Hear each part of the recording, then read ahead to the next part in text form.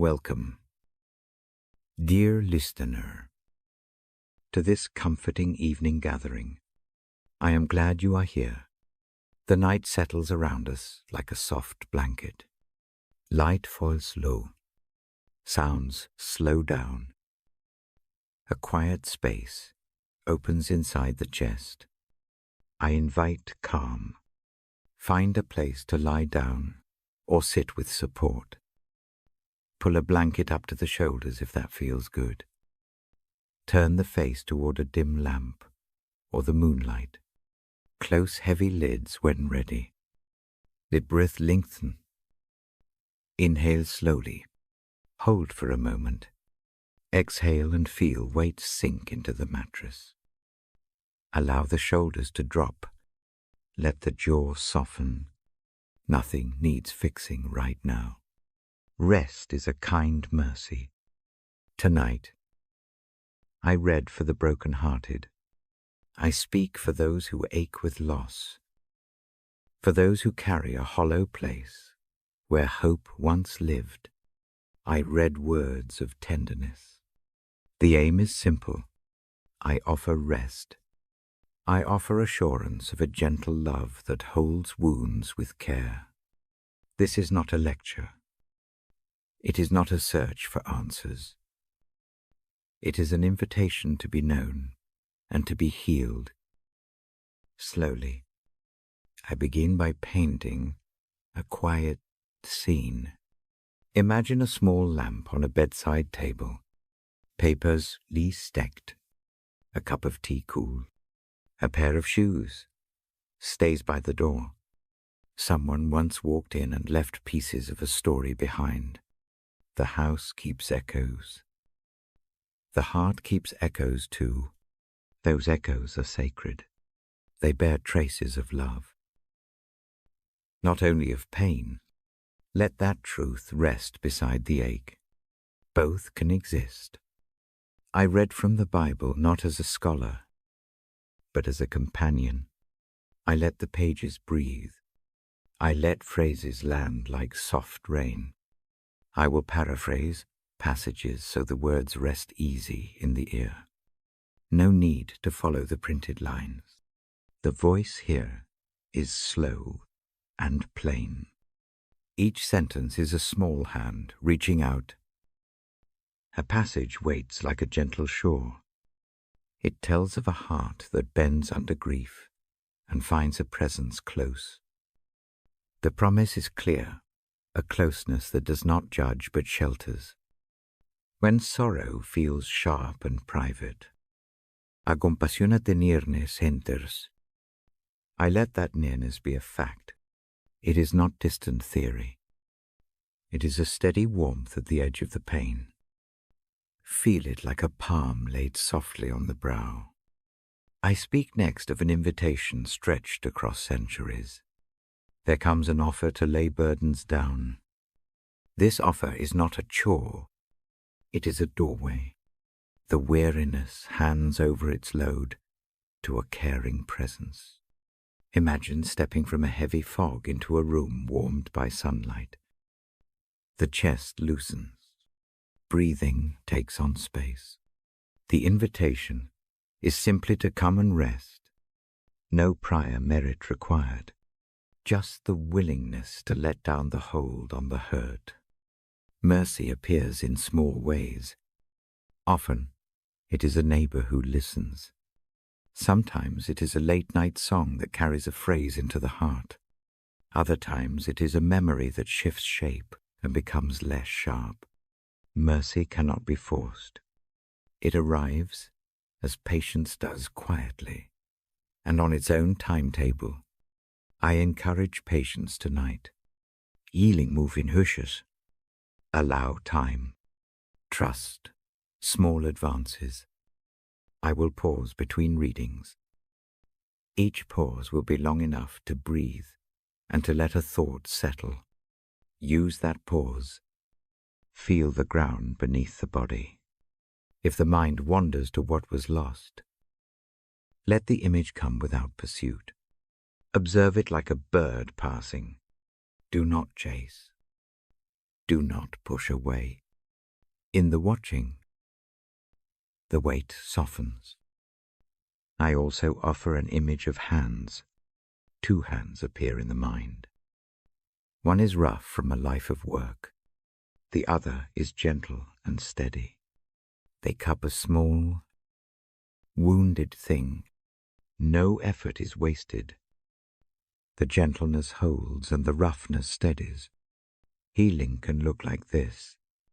It blends tenderness with steadfastness. It keeps company with pain rather than erasing it. Tonight, there will be readings of hope. Hope is not a loud trumpet. It is a quiet light on a dark path. It shows one step at a time. It does not promise instant mending. It promises presence when despair sits heavily. It whispers that a different morning can come. Notice the whisper. Let it be the anchor for a single breath. I offer a short reflection now. If grief feels like an ocean, think of a shoreline. Waves come and go. Each one carries a shell. A small treasure. Gather nothing. Watch the pattern. Appreciate the rhythm. The tide reshapes the sand, but does not erase the shore. Similarly, sorrow changes shape in the heart. It does not cancel the whole. Pieces of joy can still be found along the path. As I read, I will name feelings plainly. Sadness, anger, numbness, loneliness. Each has its own light. Each deserves space. Do not hurry them away.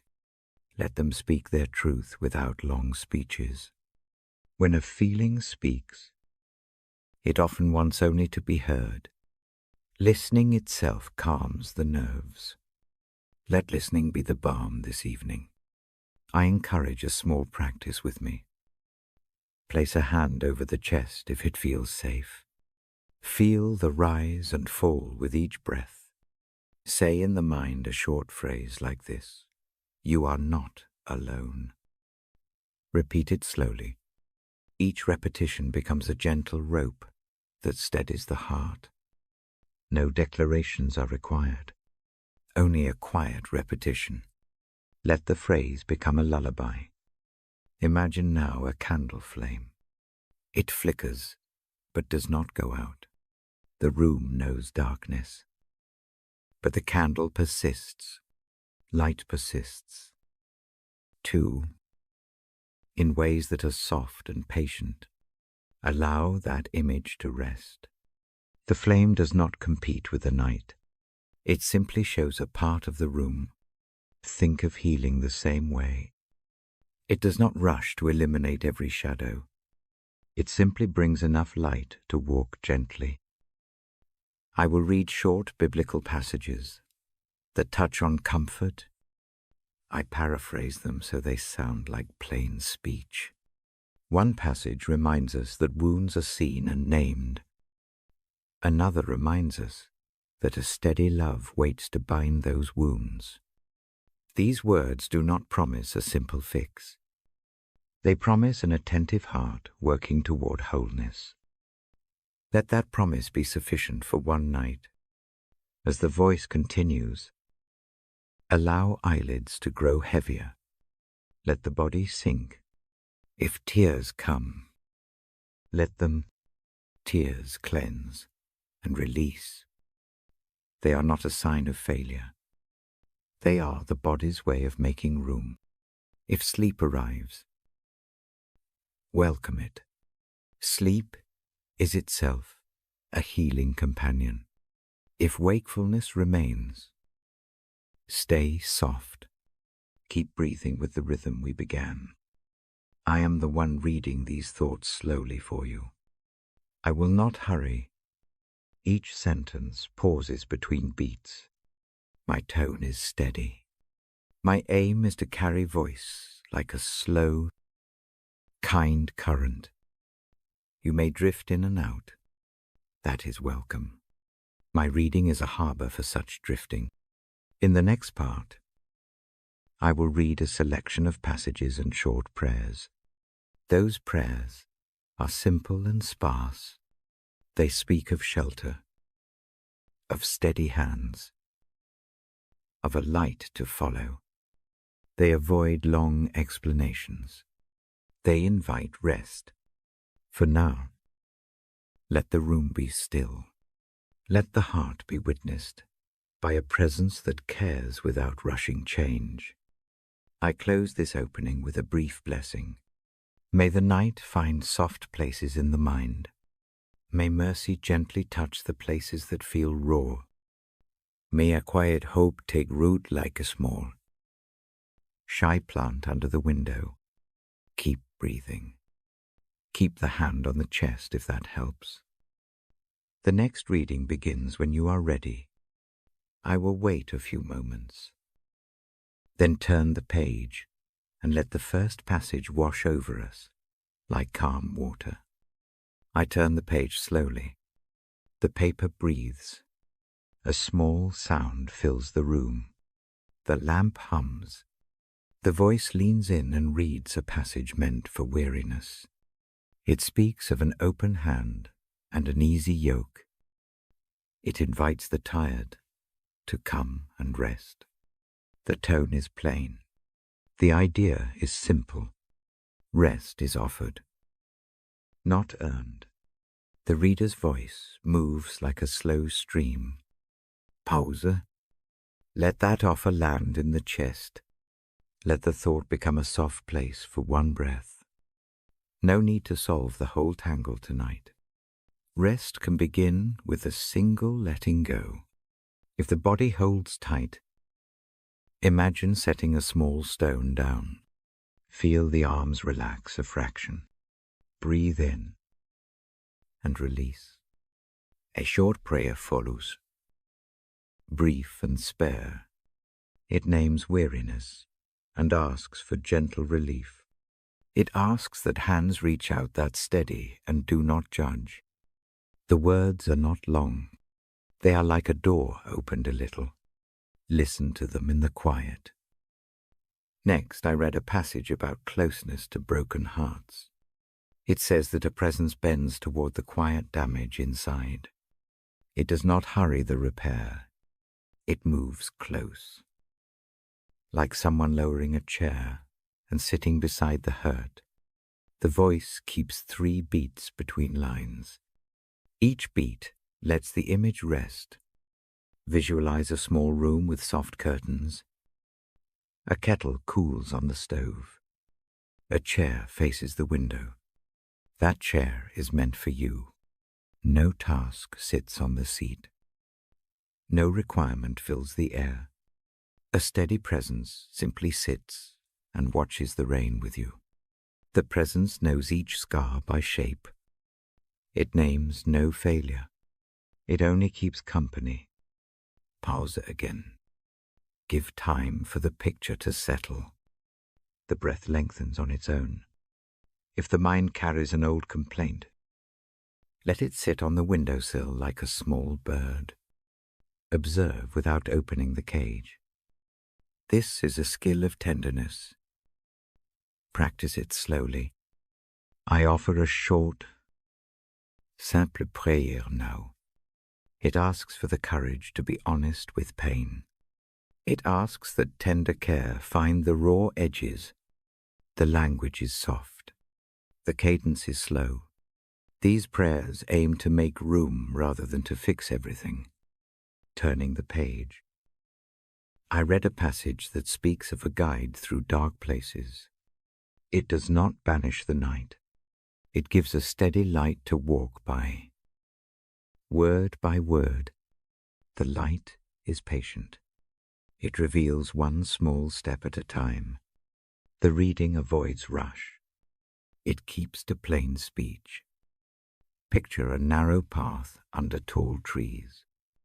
The ground is steady beneath foot. Roots hold the soil.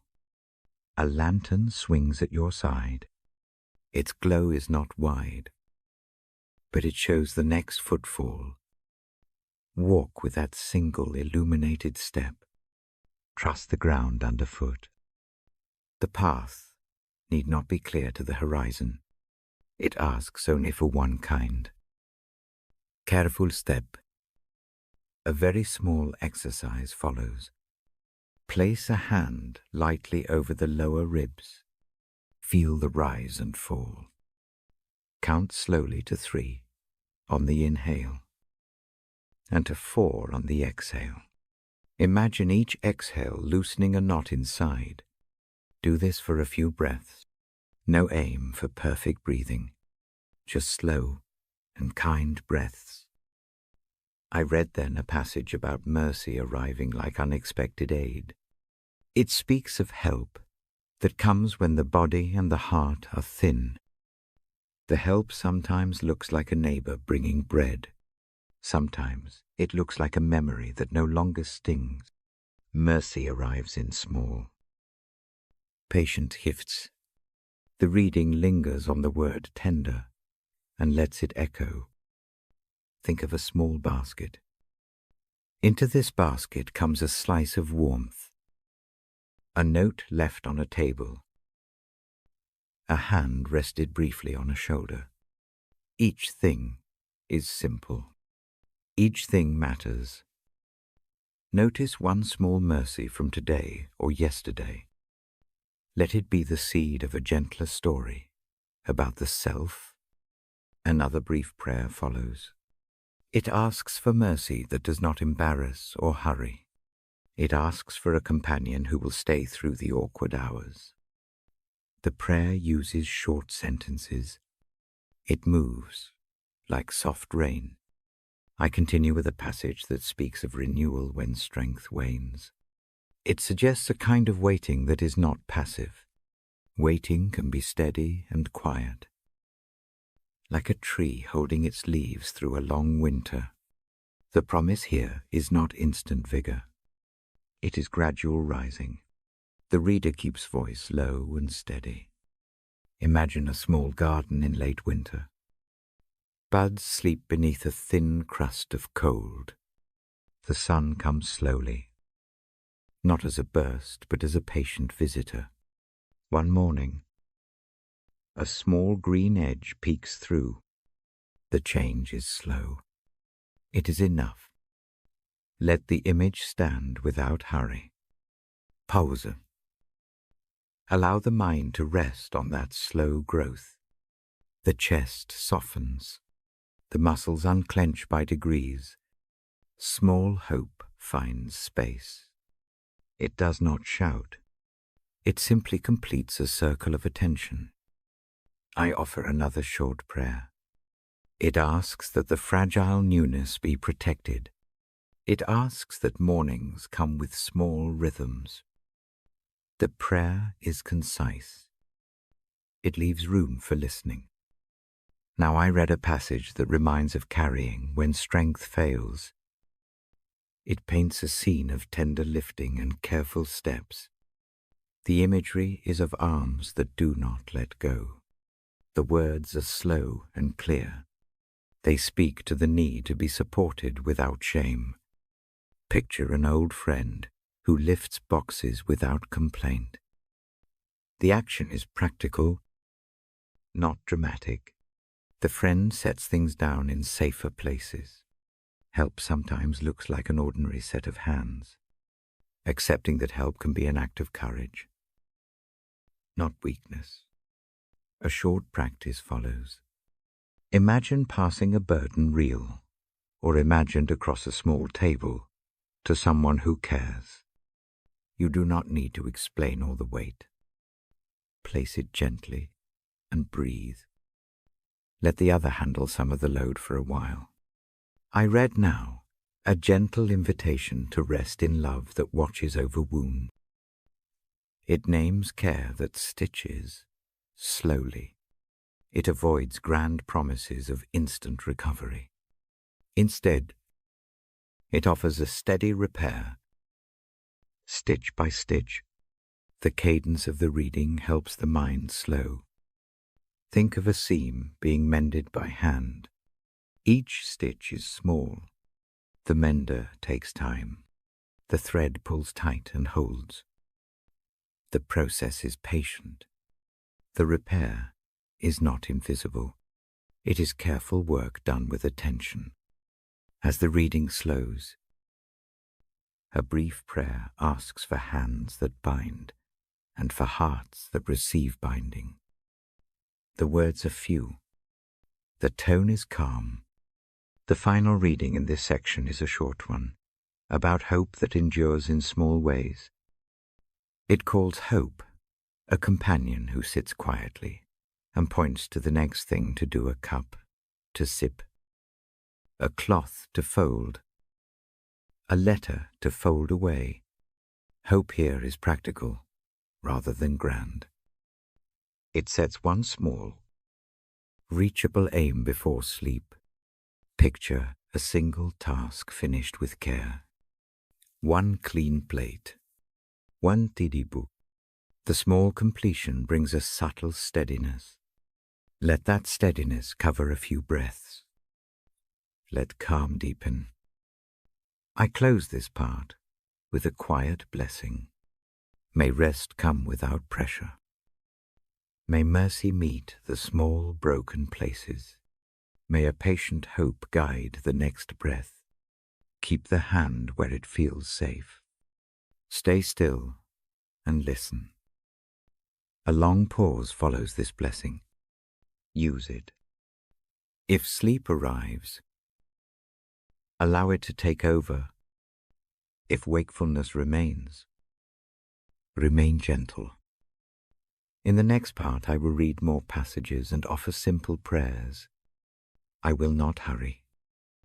The voice will stay soft. When you are ready, I will turn the page and continue. I finish the last sentence softly and let the thought settle. Let this reminder comfort your spirit. The phrase rests like a hand at the back of the neck. It is simple. It is true in a small, steady way. I keep my voice low. I do not hurry the space. I open the scene of healing slowly. Imagine a small room again. The light sits low. The air is cool but gentle. A simple chair faces a window. A blanket lies folded on the arm. There is no rush in the room. Time moves like a lacy clock. The aim of this part is a gentle arrangement of care. It prepares the mind to receive comfort. I speak of Psalm 34:18, not as a lecture. I say it by meaning. The passage says that the Lord draws near to broken hearts. It says the one who feels crushed finds a closeness that shelters. Hear that closeness like a lantern placed beside the bed. It does not sweep away the dark. It gives enough light to see the next breath. Try an image with me. Picture a person sitting at the edge of a bed. Shoulders are tight. The room smells faintly of tea. Someone else enters without noise. They do not ask many questions. They do not offer quick fixes. They sit quietly. Fold hands and lean in. Presence happens before words. That is the kind of nearness the psalm names. It is patient. It is unintrusive. It rests like a palm against a cheek. This healing scene includes community. Healing rarely arrives alone. It often comes with others who carry light in their own small lamps. Think of neighbors who leave simple food. Think of a friend who sends a single short message. Think of church members who fold bread into a bag. These acts are plain. They matter. They are the quiet scaffolding that holds a heart until the body finds its own rhythm again. I invite a short practice now. Sit or lie with support. Place a hand flat against the sternum, if that feels safe. Keep the other hand loose at the side. Breathe slowly. Count to 3 on the inhale. Exhale to 4. Do this for 5 gentle cycles. Picture breath bringing a coolness and letting a small heat go. Each breath is an unhurried step toward calm. No pressure for dramatic change, only a soft adjustment. As I read, consider the shape of wounds. Some are like open places that sting. Others are like hollowed spaces that echo. Both are real. Both deserve company. A broken heart does not need a long speech. It needs a presence that does not flinch. When words come, they can be small a name. A simple recognition. Silence is a form of care. 2. Silence held without judgment often heals more than words. I speak now of mercy. Mercy is not always dramatic. It can be a neighbor's quiet willingness to sit on the porch. It can be a hand that steadies a cup. Mercy looks for the ordinary. It arrives in rhythms. It shows up at odd hours and stays. Imagine mercy as a thread sewn through a ragged lining. The thread is slow. It goes stitch by stitch. Over days the lining holds better. Allow another small exercise. Remember one small mercy you received recently. It can be a voice recording, a text, a dish warmed and left at the door. Name it in the mind without analyzing. Let the memory be a small stone on a path. Feel the weight of it. Then let it sit. No need to carry it outward. Keep it near, like a warm pebble in the pocket. I read a few lines from the psalm in my own words. It says what has been said when the heart breaks. Our close care arrives.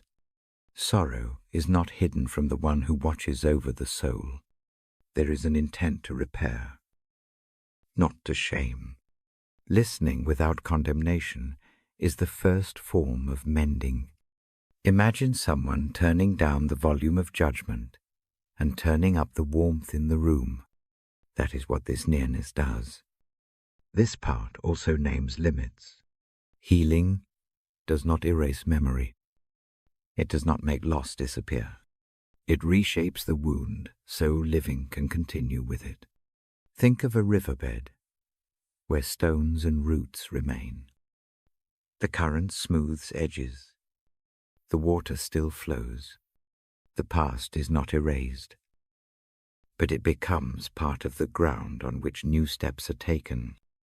Picture a lamp that warms a small corner. It does not illuminate the whole house. It is enough for the next movement. Think in the same way about hope. Hope does not have to brighten the entire future.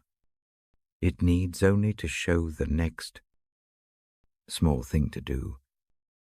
A glass of water, a letter closed and set aside, a short walk down the hall.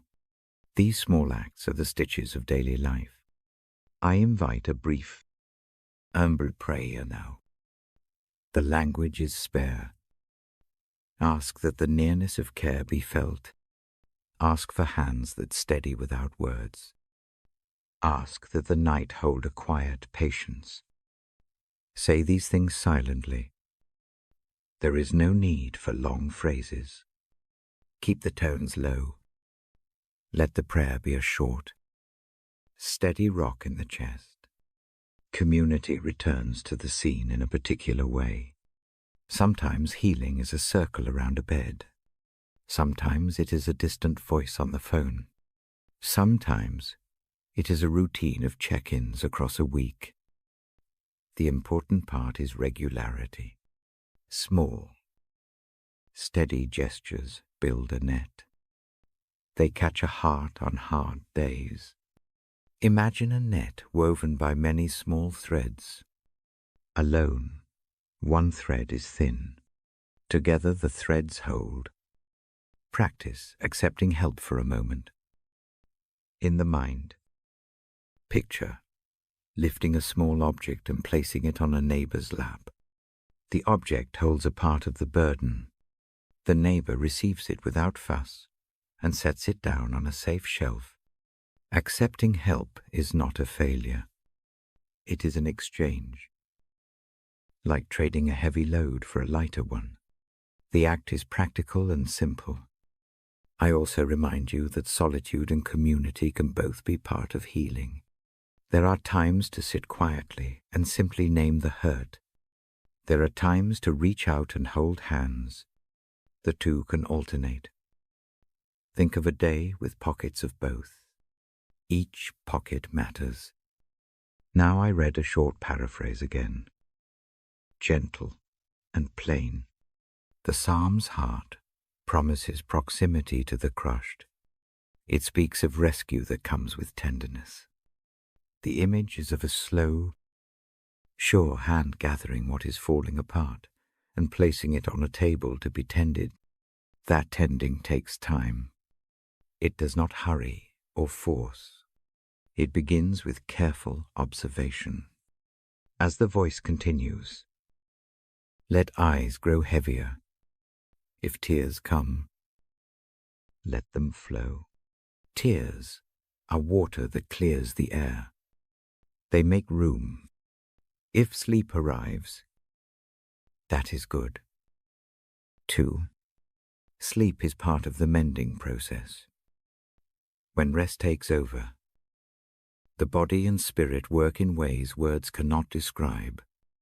I will offer one last small practice before closing this part. Rest the head back for a moment. Imagine the body as a house. Parts of the house need repair. Some fixes are loud and messy. Others are quiet and slow. Tonight, allow only the quiet work. Let small repairs happen in the corners while the rest of the house breathes. Breathe with that image for a few gentle cycles. I close this section with a blessing. May the nearness you need arrive without fanfare. May hands find you that steady and do not rush. May mercy wrap around the tender places like a soft cloth. Keep the breathing slow. Keep the body supported. When you are ready, we will move to the next set of readings. There, I will guide a few short prayers and a reading that gently revisits the promise of nearness in a way that can be heard in sleep. I will turn the page when you are ready. I settle into the quiet and speak gently about a truth that does not surprise. Pain and sorrow belong to the road. They arrive without asking. They sit down at the table and refuse to leave by polite request. I read a passage slowly, and I do not read it as hard proof. I read it as a promise that tends and repairs. The psalm speaks of a gentle presence that draws near to those whose hearts are broken. It speaks of a hand that binds wounds. I say that in plain words, so the ear can take it in. Soft and clear, I ask that the hurt be named for a moment. Name need not be dramatic. Say one short word in the mind ache. Empty. Loss. Heavy. Let the single word land. Watch how it feels in the chest. No pressure to fix anything. Naming is a small, steady act. It turns a shape that lurks in the dark into something visible on the table. Visibility allows care. Tears are part of the movement. They are not a failure. They are brine that rinses the inside. If tears come, let them fall. If they do not force them. Both are honest responses. I sit with this and keep my voice low. The room holds those drops without surprise. In the listening, a gentle allowance forms. This is safe work. Sometimes the wound shouts. Sometimes it whispers. Sometimes the body goes numb. Each of those is a language. Each needs someone who cares enough to translate without judgment. I speak as that companion. The role is not to solve. The role is to be present and to offer small, practical comfort. Presence itself is a kind of medicine. Place a palm where the breath rises, if that feels right. Place the other hand on the thigh or by the side. Breathe in slowly for 3 counts. Hold 1 beat. Release for 4 counts. Repeat this cycle 5 times. With each exhale, imagine a thread loosening. Imagine that each loosened thread is a small mercy arriving. The breaths are gentle, not rushed. The rhythm itself begins the work of tending. I tell a small image now. Picture a narrow table. A lamp with a soft shade sits at one end. On the table rests an object that matters to the heart. It could be a photograph, a ring, a letter, a worn sweater. The object carries the story. A careful hand picks it up, feels its edges, and sets it down on a clean cloth. The act is plain. The hand does not erase the history. It makes a place for it, where it will not tear anew. Healing often looks like this, careful. Repetitive acts that do not pretend the past was different. Mercy sometimes arrives in ordinary gestures. A neighbor brings a small loaf. A friend leaves a voice message that says nothing long, only that they are there. A stranger pauses in a store and offers a few words of kindness. These things seem small to the mind that wants change in an instant. To the weary heart, they are scaffolding. They hold until strength grows again. I remind the listener to notice one such small kindness. Let that notice be a tiny anchor. There is a difference between erasing a scar and binding it. The Psalm's promise is not that the memory will vanish. The promise is that wounds will be tended. Imagine a seamstress at a window. The cloth is frayed at the edge. The seamstress takes a thread and sews deliberately, stitch by stitch. The mending does not smooth out every fold. It secures what might otherwise unravel. In time, the cloth holds its shape again. The scar remains as testimony. But it no longer threatens the whole garment. I offer a short, spare prayer now. The prayer is more a breath than a speech. It asks that what aches find a steady hand. It asks that tenderness come without hurry. The words are few and held in silence. No flourish. No demand. The listener may keep the prayer private or hold it as part of the slow night. Anger can arrive as part of grief. It is honest, sometimes sharp. Let it exist without shame. Let it be a brief visitor to the mind. Watch where it sits in the body. Maybe the shoulders tighten or the jaw presses. Breathe toward those places. Send the slow breath to the tightness. Imagine the breath as a small, cool breeze working along a cord. The cord loosens a fraction. That is enough for now. Numbness also deserves gentle attention. Numbness can come when the heart protects itself after too much hurt. Do not rush the thaw. Thawing is a fragile process. It begins with small sensations. First, a tremor of feeling. Then a return of color to the edges. When a flicker appears, Honor it by noticing rather than analyzing. Notice the smallest shift and let it rest. If thoughts crowd the mind with questions, make a small ritual. Keep a notebook on the bedside table. Give each anxious thought a line. Write it down in one short sentence. Close the cover. The book becomes a place to set down the restlessness.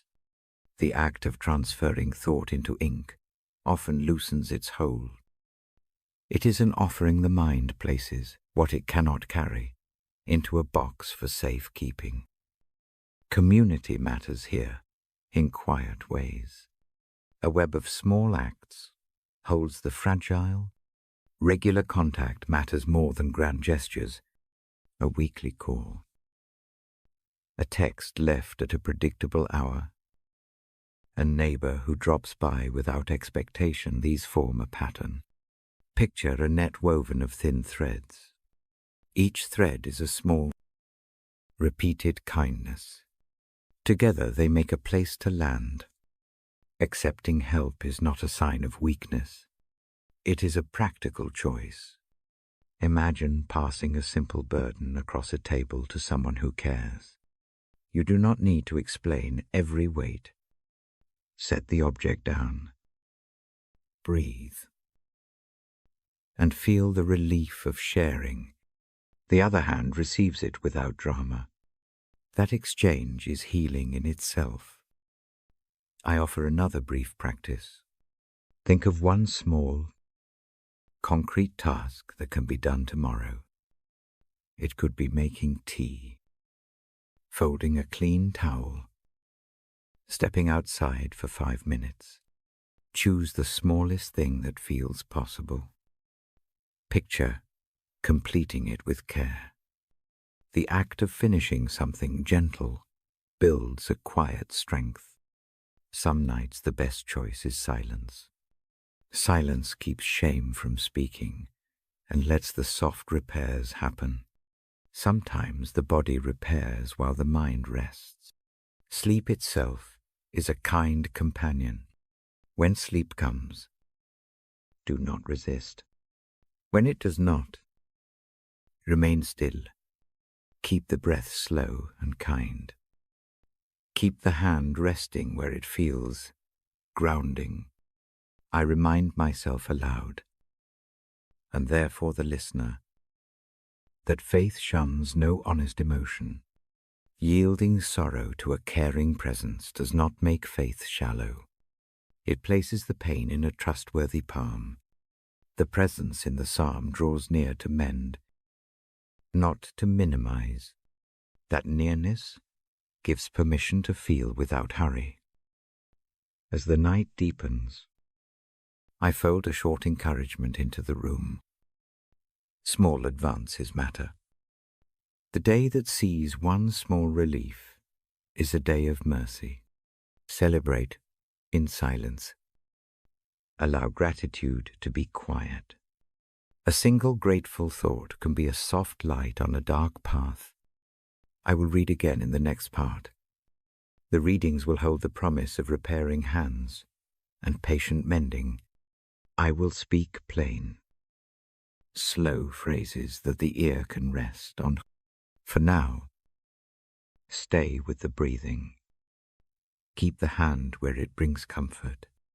Let the heart name what it needs. Let the room be unhurried.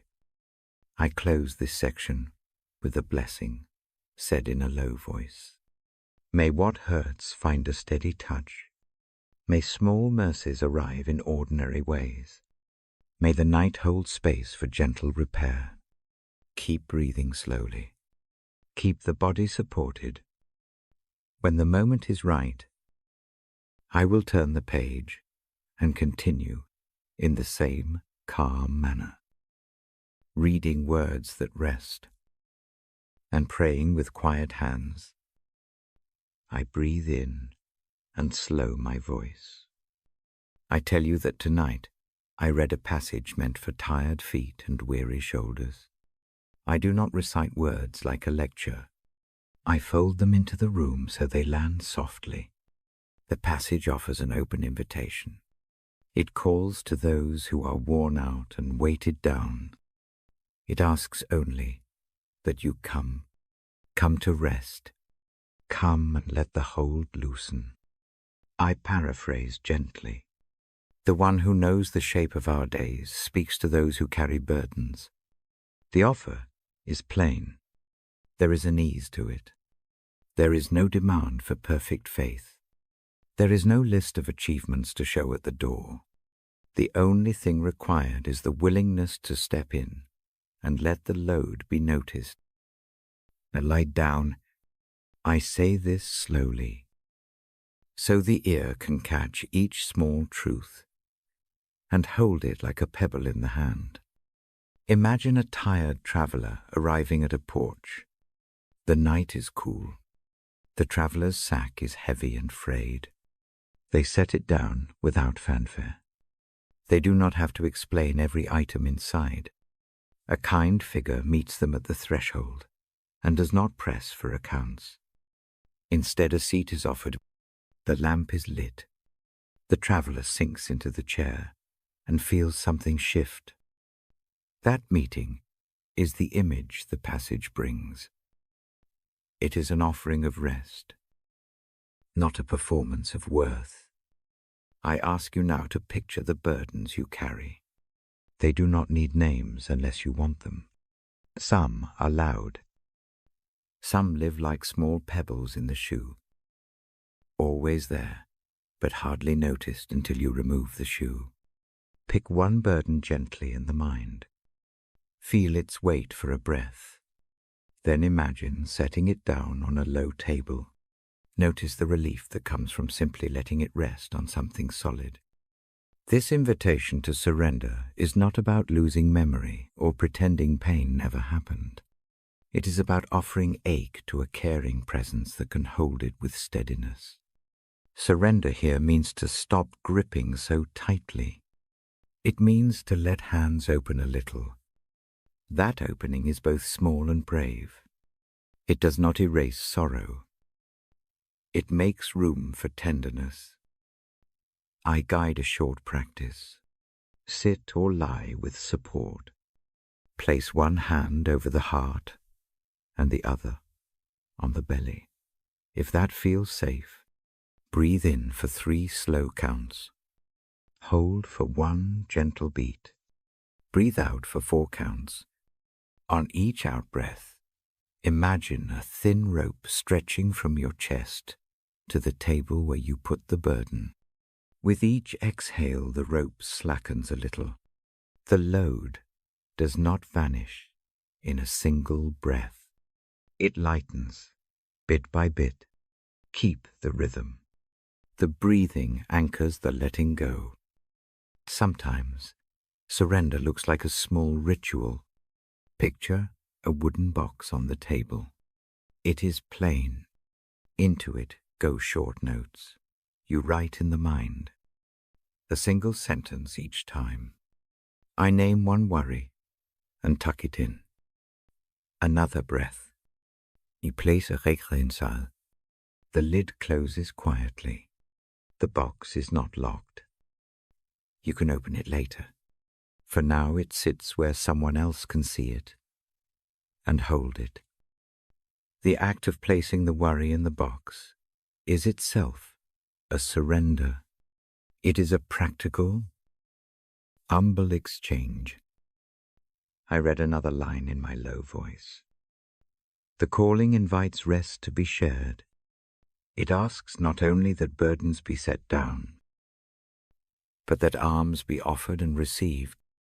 There is courage in accepting help. It is not a sign of failure. It is a sign of wisdom and trust. Imagine reaching the hand across a table. Another hand meets yours. Neither needs to speak much. Holding hands can be enough for several quiet breaths. Mercy blooms in this space. It arrives like a slow light, not a flash. Mercy does not shame the broken. It tends the edges. It stitches without haste. Think of a seamstress working at a small lamp. Each stitch is precise and careful. The work is humble. Over time, the seams grow strong again. That steady, unhurried care is the mercy I mention. It comes often through ordinary acts, someone warming a meal, a note left on a pillow, a quiet, bisit. Notice such a small mercy from your own recent days. Let it settle as a proof that care is still near. I keep the sentences short now to make room for the listening. Surrender is gentle. Surrender is an unarmed act. It does not mean giving up on hope. It means handing what you cannot hold alone to a presence that is willing to share the weight.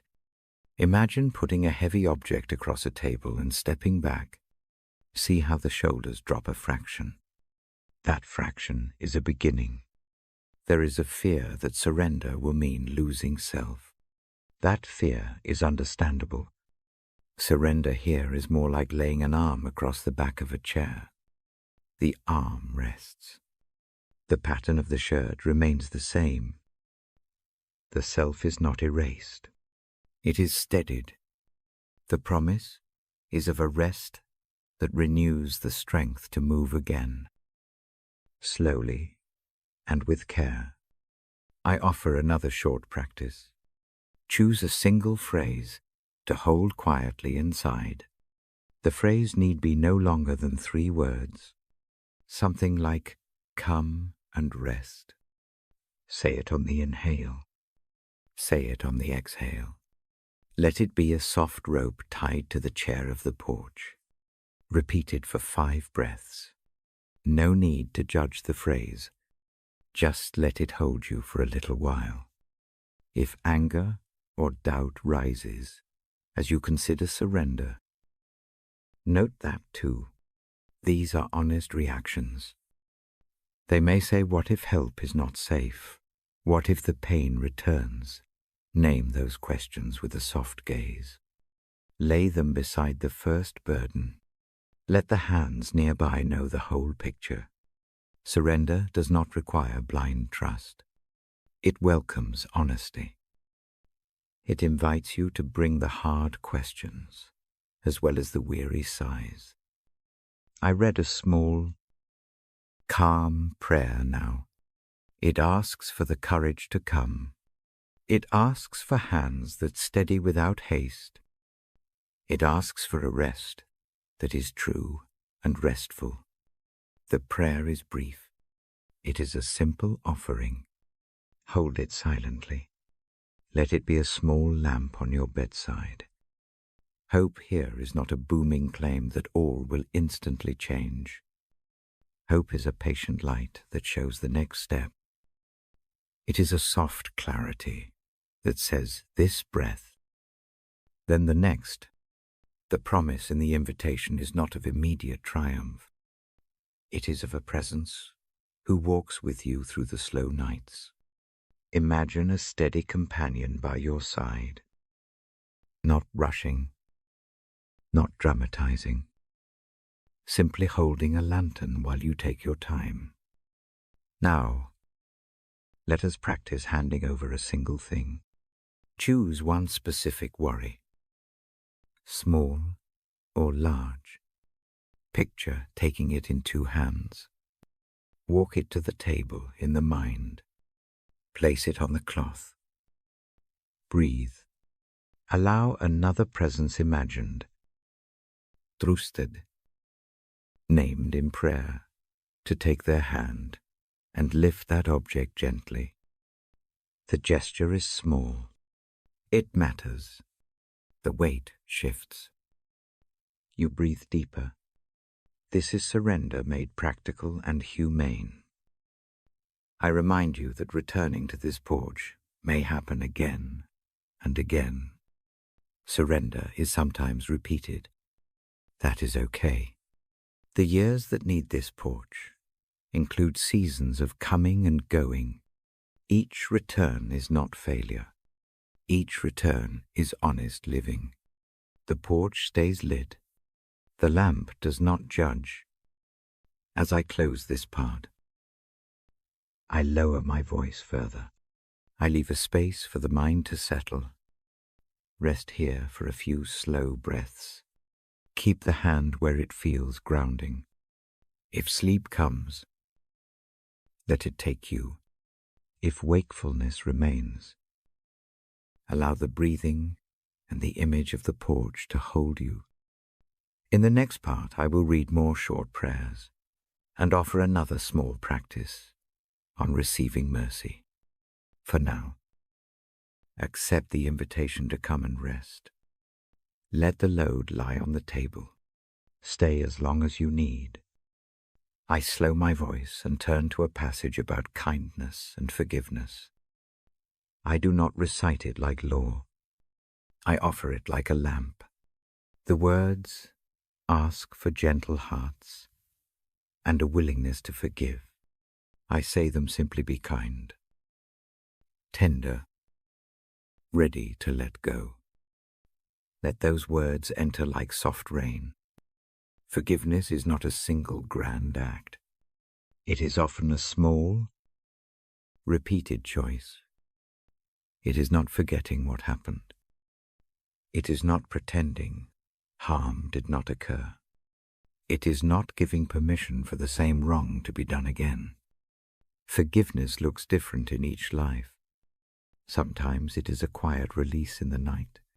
Sometimes it is a gentle boundary, kept with love. The work of forgiveness does not rush. I ask you to picture a quiet table again. The table sits under the lamp on the porch.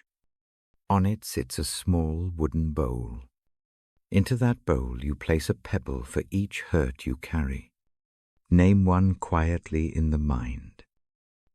Feel its weight for a single breath. Then put that pebble into the bowl. Do not explain it. Just place it there. Notice how the shoulder loosens by a fraction. That small loosened space is forgiveness beginning. Forgiveness can be an inward act as much as an outward one. Imagine one of the pebbles is someone's name. See the person as a figure in soft light. Do not search for excuses or rebuild the hurt. Simply hold their image with a steady hand. Wish them peace in the same way you might wish warmth for a traveler. That wish is a simple movement of the heart toward release. Sometimes a practical image helps. Picture a ribbon tied around the pebble. The ribbon is a memory of the pain. On an out-breath, let your fingers ease the ribbon loose. Let the ribbon fall away. The pebble remains, but the tightness around it eases. This does not pretend the pebble is unimportant. It simply changes how you carry it.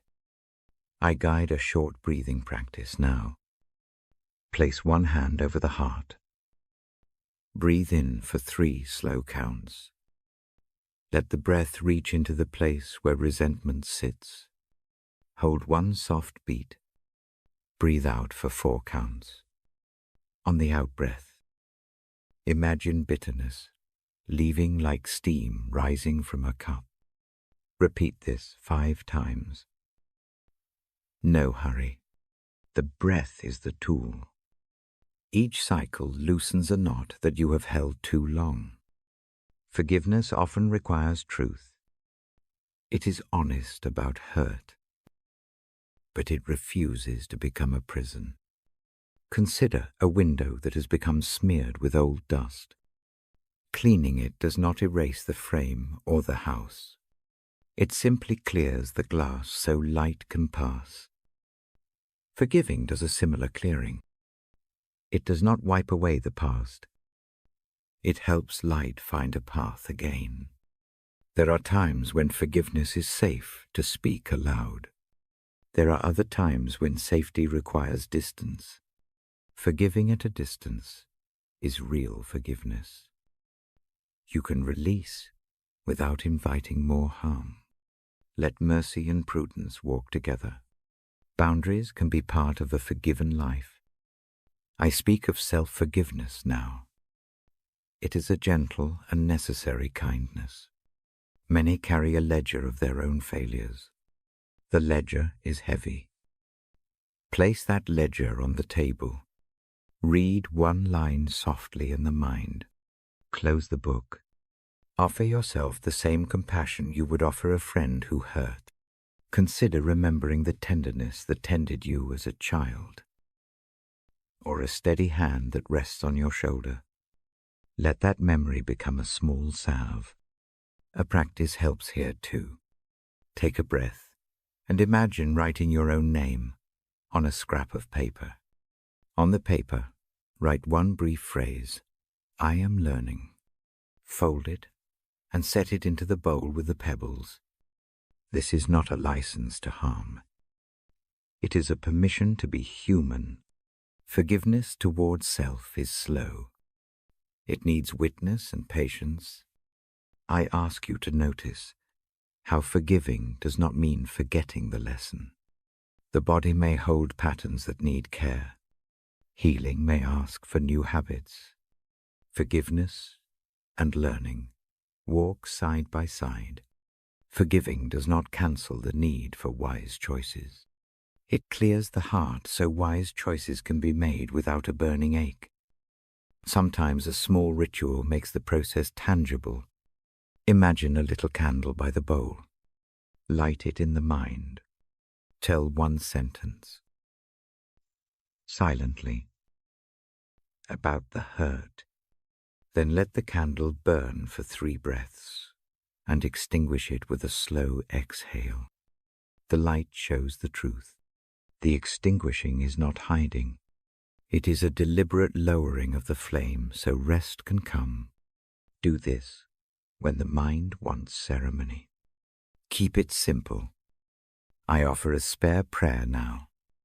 Ask for the courage to forgive. Ask for the grace to see things clearly. Ask for tenderness toward the self and toward others. Keep the prayer short. Let it be a soft rope tied between your heart and the porch lamp. Do not feel. You must speak it aloud. Keep it in the mind like a small pledge. Forgiveness may be repeated. It often comes and goes, like tides. One day, you lay down the pebble and stand upright. Another day, the grip tightens again. That is not failure. Return to the table. Place the pebble back in the bowl with a softer hand. Each return is practice. Each return is mercy learned. There are times when forgiveness is slow, because grief must be felt first. Let grief have its length. Forgiveness does not force the timeline. It leans patiently beside the sorrow. Imagine a friend who sits for hours without speaking. Their presence teaches you to be still. Forgiveness often grows in that stillness. I read calmly about kindness now. Kindness gives shape to forgiveness. Simple acts, offering a cup of tea, listening without comment, sending a short note, open the door to softer hearts. Notice one small act of kindness from the past week. Hold it lightly. Let it prove that gentleness still exists in the world. If bitterness rises as an argument in the mind, do a quick check. Where does the anger live in the body? Send a breath there. Name it with one small word, tight. Hot. Heavy. Breathe toward it. Let the breath move, as if loosening a knot in a rope. The knot may not fully release, but it will ease. That easing is part of forgiving. Forgiveness can free space for hope. It does not guarantee reconciliation. It does not always restore the old relationship. Sometimes it clears a path to new kinds of peace. Picture space opening on the table. New objects can rest there. A small plant, a coop, a book. These are small seeds of a life that carries memory but is not bound by it. I remind you that forgiveness is a gift you give yourself as much as anyone else. When the hands unclench, the chest has more room to breathe. When the mind lowers the guard, sleep sometimes arrives with less interruption. This rest is not a reward from the outside. It is a natural consequence of making peace with what cannot be changed. Before I close this part, I offer one last practice. Choose one pebble in the bowl. Take it in mind and imagine a hand steady and kind lifting it and placing it on a shelf. The shelf is safe. The pebble is kept. But it no longer sits on your lap. Breathe 3 slow cycles as the hand sets the pebble down. Feel the lightness settle. I end with a short blessing. May the tenderness needed to forgive come gently. May mercy meet your hesitation without pressure. May rest follow the letting go. Keep the lamp low. Keep the hand where it grounds. When you are ready, I will turn the page, and we will continue with a few short prayers and a practice to help receive mercy. For now, breathe slowly and rest with the thought that forgiveness is a patient, steady path. I open the Bible again tonight. My lamp is low. The pages whisper when I turn them. I read slowly. I do not quote exact lines. I paraphrase in a gentle way that the ear can hold. I speak about a promise that feels like a blanket. It says that grace is enough. It says that in our places of weakness, something new can happen. Power finds its way into those cracks. The image is simple. The strength meets the small places and fills them without hurry. Think of a cracked clay pot. Water pours into it. The water does not judge the crack. It seeps and soaks and becomes part of the pot's life. The pot stays cracked. It also holds what it needs. That is grace. It is not a patch that hides the break. It is the tender filling that makes use of what remains. I imagine someone who has lost a friend or family member. The loss sits heavy. It presses in the ribs. Sometimes the mind returns to a single harsh moment. Sometimes it circles the whole history. Forgiveness can arrive like a small, careful hand. It lifts the stone of bitterness from the chest. The stone is not thrown away. It is set down. The act of setting down frees the shoulders. I read the promise again in my own words. It says, when you are weakest, the help you need is nearest. What feels not enough becomes the place grace pours through. This is not a magic trick. It is a steady truth. It changes the frame. Where once there was only lack, there can be presence. Where shame tightens, tenderness can slip in. I tell you this as the one who reads scripture at the bedside. I speak not as a preacher, but as a companion. My voice stays low. The rhythms are short. Each sentence is a small hand. Here is a simple image to hold. Imagine standing in a small room with a single window. The glass is misted from a long night.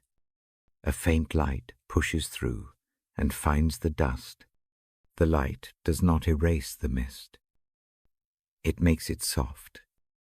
Let your worry be the mist. Let grace be the light. Grace does not remove the memory of loss. It makes the memory less sharp.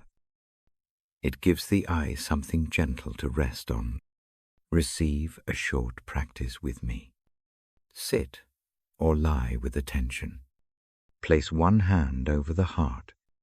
Let the other rest open on the belly or the bed. Breathe in for 3 slow counts. Feel the breath come into the place where the chest tightens. Hold 1 gentle beat. Breathe out for 4 counts. With each out-breath, imagine a soft light entering through the crown and settling in the chest. Say quietly to yourself, "Grace enough." Repeat this for 5 breaths. Let the phrase be a thin rope from the mouth to the lamp on the table. No grand speeches, just a tether. I often think of grace as a warm cloth. It wraps without blistering. It does not force healing. It only attends. When I forgive someone, that cloth covers the raw place for a while. I do not pretend the cut never happened. I only refuse to carry it as a stone in my hands any longer. Forgiveness and grace work together here. Forgiveness is the act of setting the stone down. Grace is the hand that holds the cloth and watches. If the mind protests, if anger rises or fear says, "This is too much," notice it. Give the protest a soft name and let it sit like a passing cloud. The cloud does not change the sun. The sun still pours light on the table. The protest is part of weather, not the entire sky. Grief sometimes makes us feel small and exposed. In that smallness, grace moves closest. It does not rush us to be whole. It meets the smallness with steady strength. Imagine a friend who sits very near and does not speak. They breathe the same air. Their presence steadies the body. That is the work of grace in the soul. I guide a quiet exercise for receiving this grace. Close the eyes if that feels safe. Imagine your hands cupped. Into those hands, pour a slow stream of warm light. The light is patient. It sinks into any hollow. It does not flood. It fills enough to warm the edges. Keep the hands cupped for 3 breaths. Let the light pool there. Then bring the hands to the heart and set the light gently inside. Breathe and feel how the center loosens a fraction. There is a liberation that comes when forgiveness meets grace. It is not always loud. Often it is a quiet unclenching. A person I loved may be gone, or a wound may be deep. The moment forgiveness loosens its hold, the chest can expand a little more. That expansion is not the end of grief. It is a small corridor opened so that breath can move through. I offer a tiny ritual you can do at night. Find a small stone or pebble. Hold it for a moment. Feel its weight. Imagine placing one burden on it. Say the name of the hurt in a short phrase. The loss. The betrayal. The silence. When you are ready, set the pebble on the bedside table. Imagine grace like water running around the pebble. The water does not wash away the stone. It smooths the edges a little. Leave the pebble there. If the mind returns to the hurt, notice the pebble. Remember the water circling it. Let that image be a gentle reminder that something holds the weight for you now. I speak briefly about weakness. Many nights I hear people confess their frailty. They whisper that they are not enough. The scripture I read tonight turns that whisper into an invitation. Being not enough is not the final word. It is the place where grace shows up. The paradox is quiet and kind in the place of lack. Help is found. Do not mistake this for a removal of responsibility. The promise does not excuse harm. It comforts the damaged. It gives space for new steps. It asks for honesty. When I admit the places I cannot fix, I make room for the tender help that does the slow mending. It is a practical humility. It is restful. I offer one short prayer now. Quiet and spare. Ask for grace to be felt like a warm hand. Ask for courage to set the burden down. Ask for a small, steady hope for tomorrow. Keep the prayer to yourself, or let it rest in your mind like a stone turned over and found clean on one face. Say nothing aloud if that feels better. Feel the prayer as an inward action. If forgiveness still feels impossible tonight, be gentle with that refusal. Grace is patient. It waits. You may need to come to the porch many times. The lamp will still be there. You will approach again in your own pace. Each return matters. Each small willingness is a step, not a verdict. Remember, this receiving grace does not erase the person you miss. It simply changes the way their memory rests in your chest. A name can sit beside a softer breath. A photograph can be a place of warmth as well as sorrow. The soul learns new ways to hold what was lost.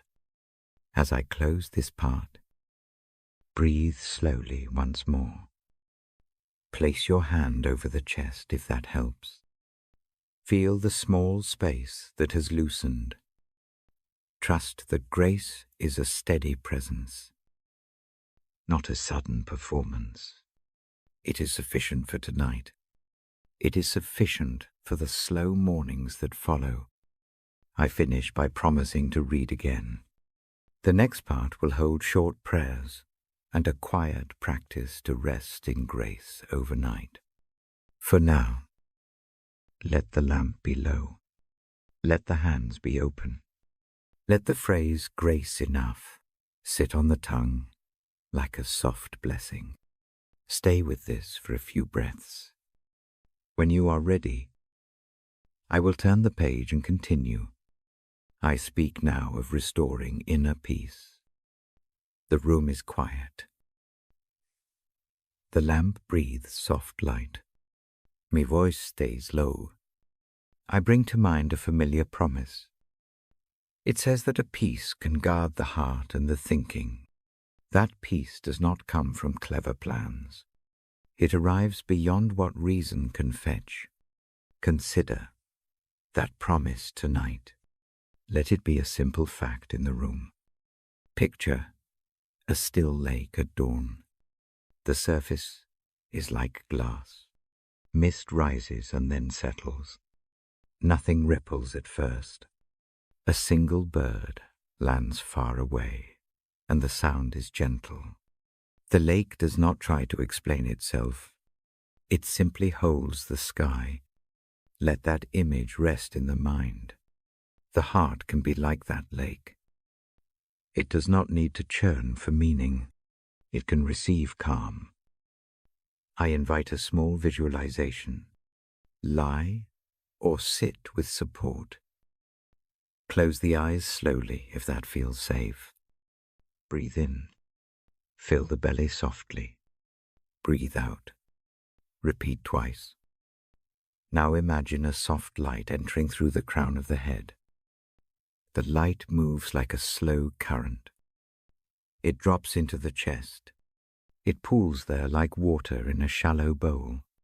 Feel the bowl warm. Let the warmth ease the tightness. Philippians speaks of a peace that surpasses understanding. I do not recite it as a test. I offer it as an image to rest on. Think of a guardian that is quieter than thought. It stands not to argue, but to encircle. Its presence is mild and steady. It breathes with you. It does not force feelings to be different. It simply holds them, While they soften, try a brief body scan with me. Keep the breath even. Notice the crown, the forehead, the jaw. Allow the jaw to unclench. Let the shoulders drop. Soften the back where it leans against the mattress or the chair. Move attention slowly to the ribs. Place a hand there if that comforts. Feel the rise and fall. Let each exhale be a small surrender of tightness. I name a short phrase now. Say it inside with calm breath, peace beyond thought. Keep it quiet. Do not turn it into a command. Let it be a cushion. Repeat it on the out-breath for 3 cycles. Notice how the phrase meets resistance sometimes. Notice when it does not slip easily into the chest. That resistance is not failure. It is simply the mind doing its work. Return gently to the image. Imagine the heart as a small room with a window. Outside, the weather changes. Inside, a lamp sits on a table. The lamp does not banish the storm. It only gives a steady light. The stanza of promise is like that lamp. It does not solve the larger weather. It makes one corner of the inner room bright enough to read by. When the next choice arrives, the light is already there.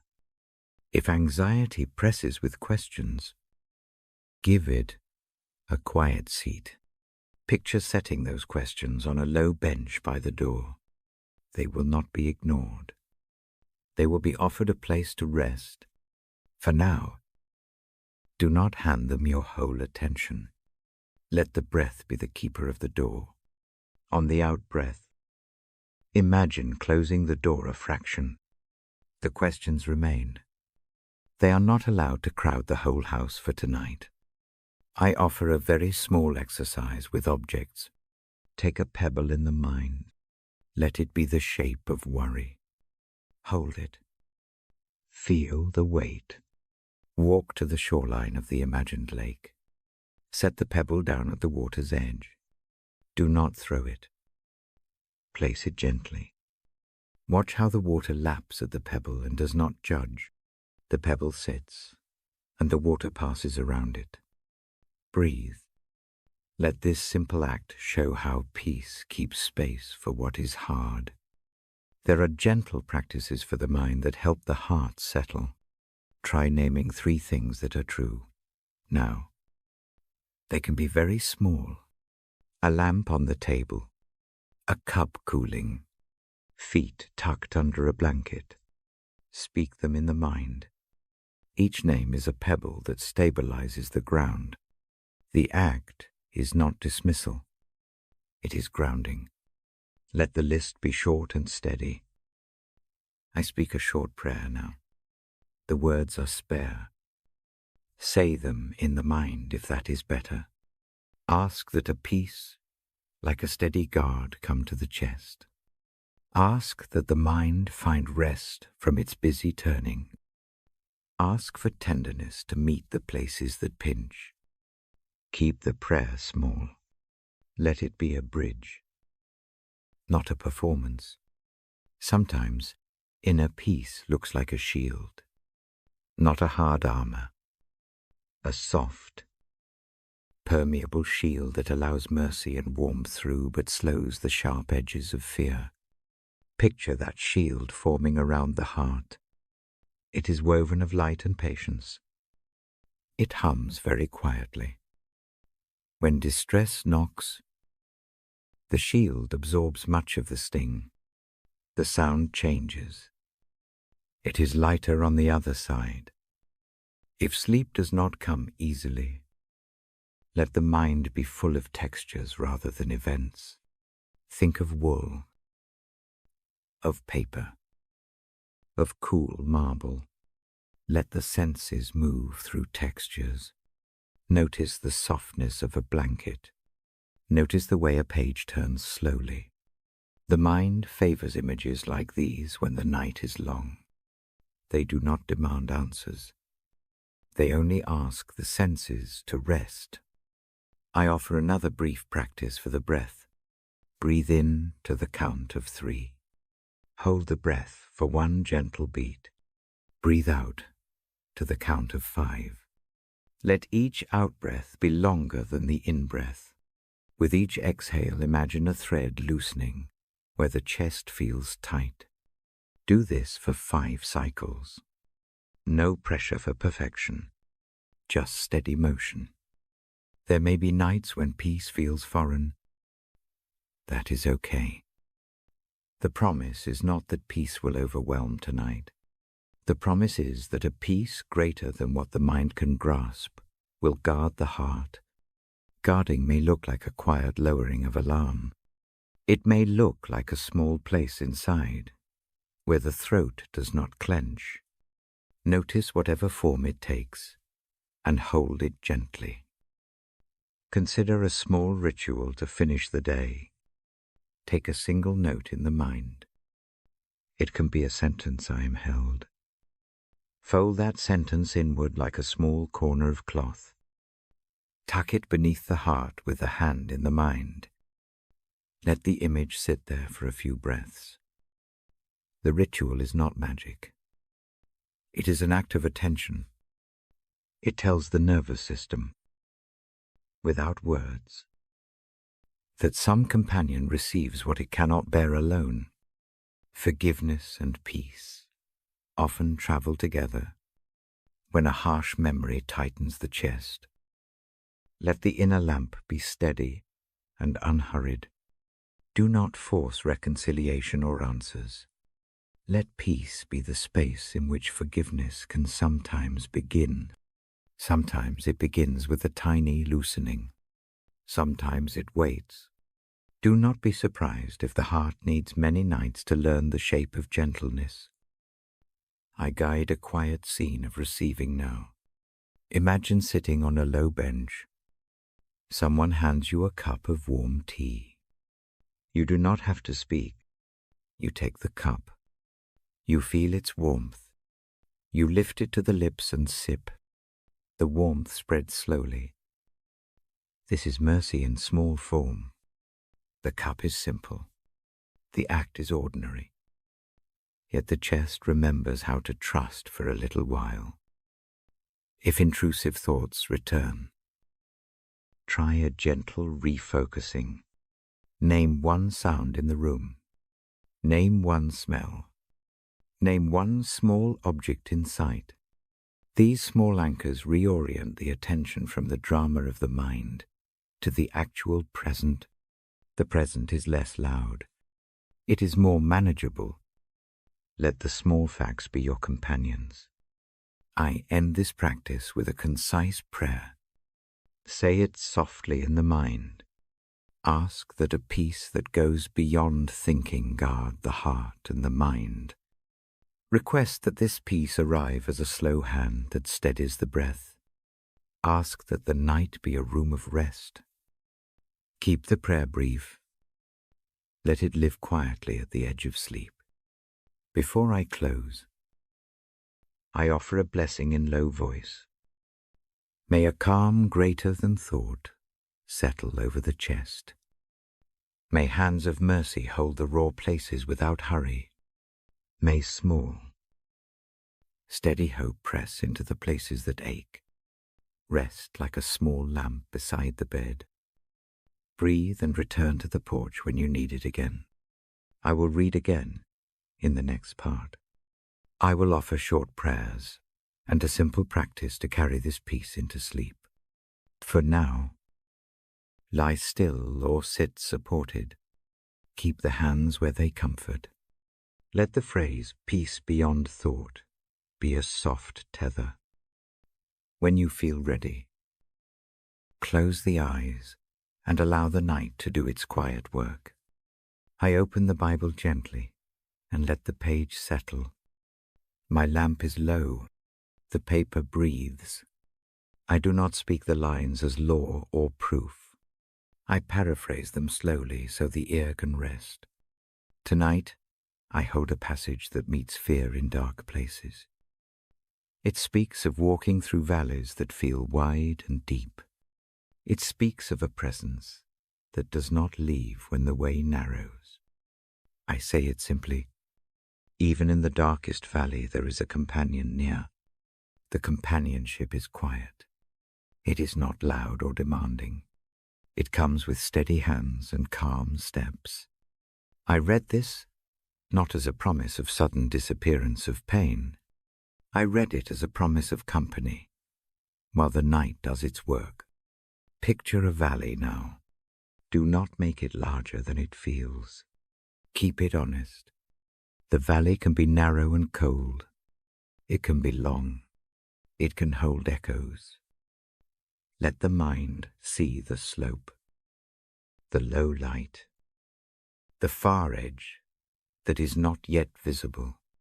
The valley is not a doom. It is a landscape. The path continues through it. Imagine a figure walking beside you. The figure does not hurry.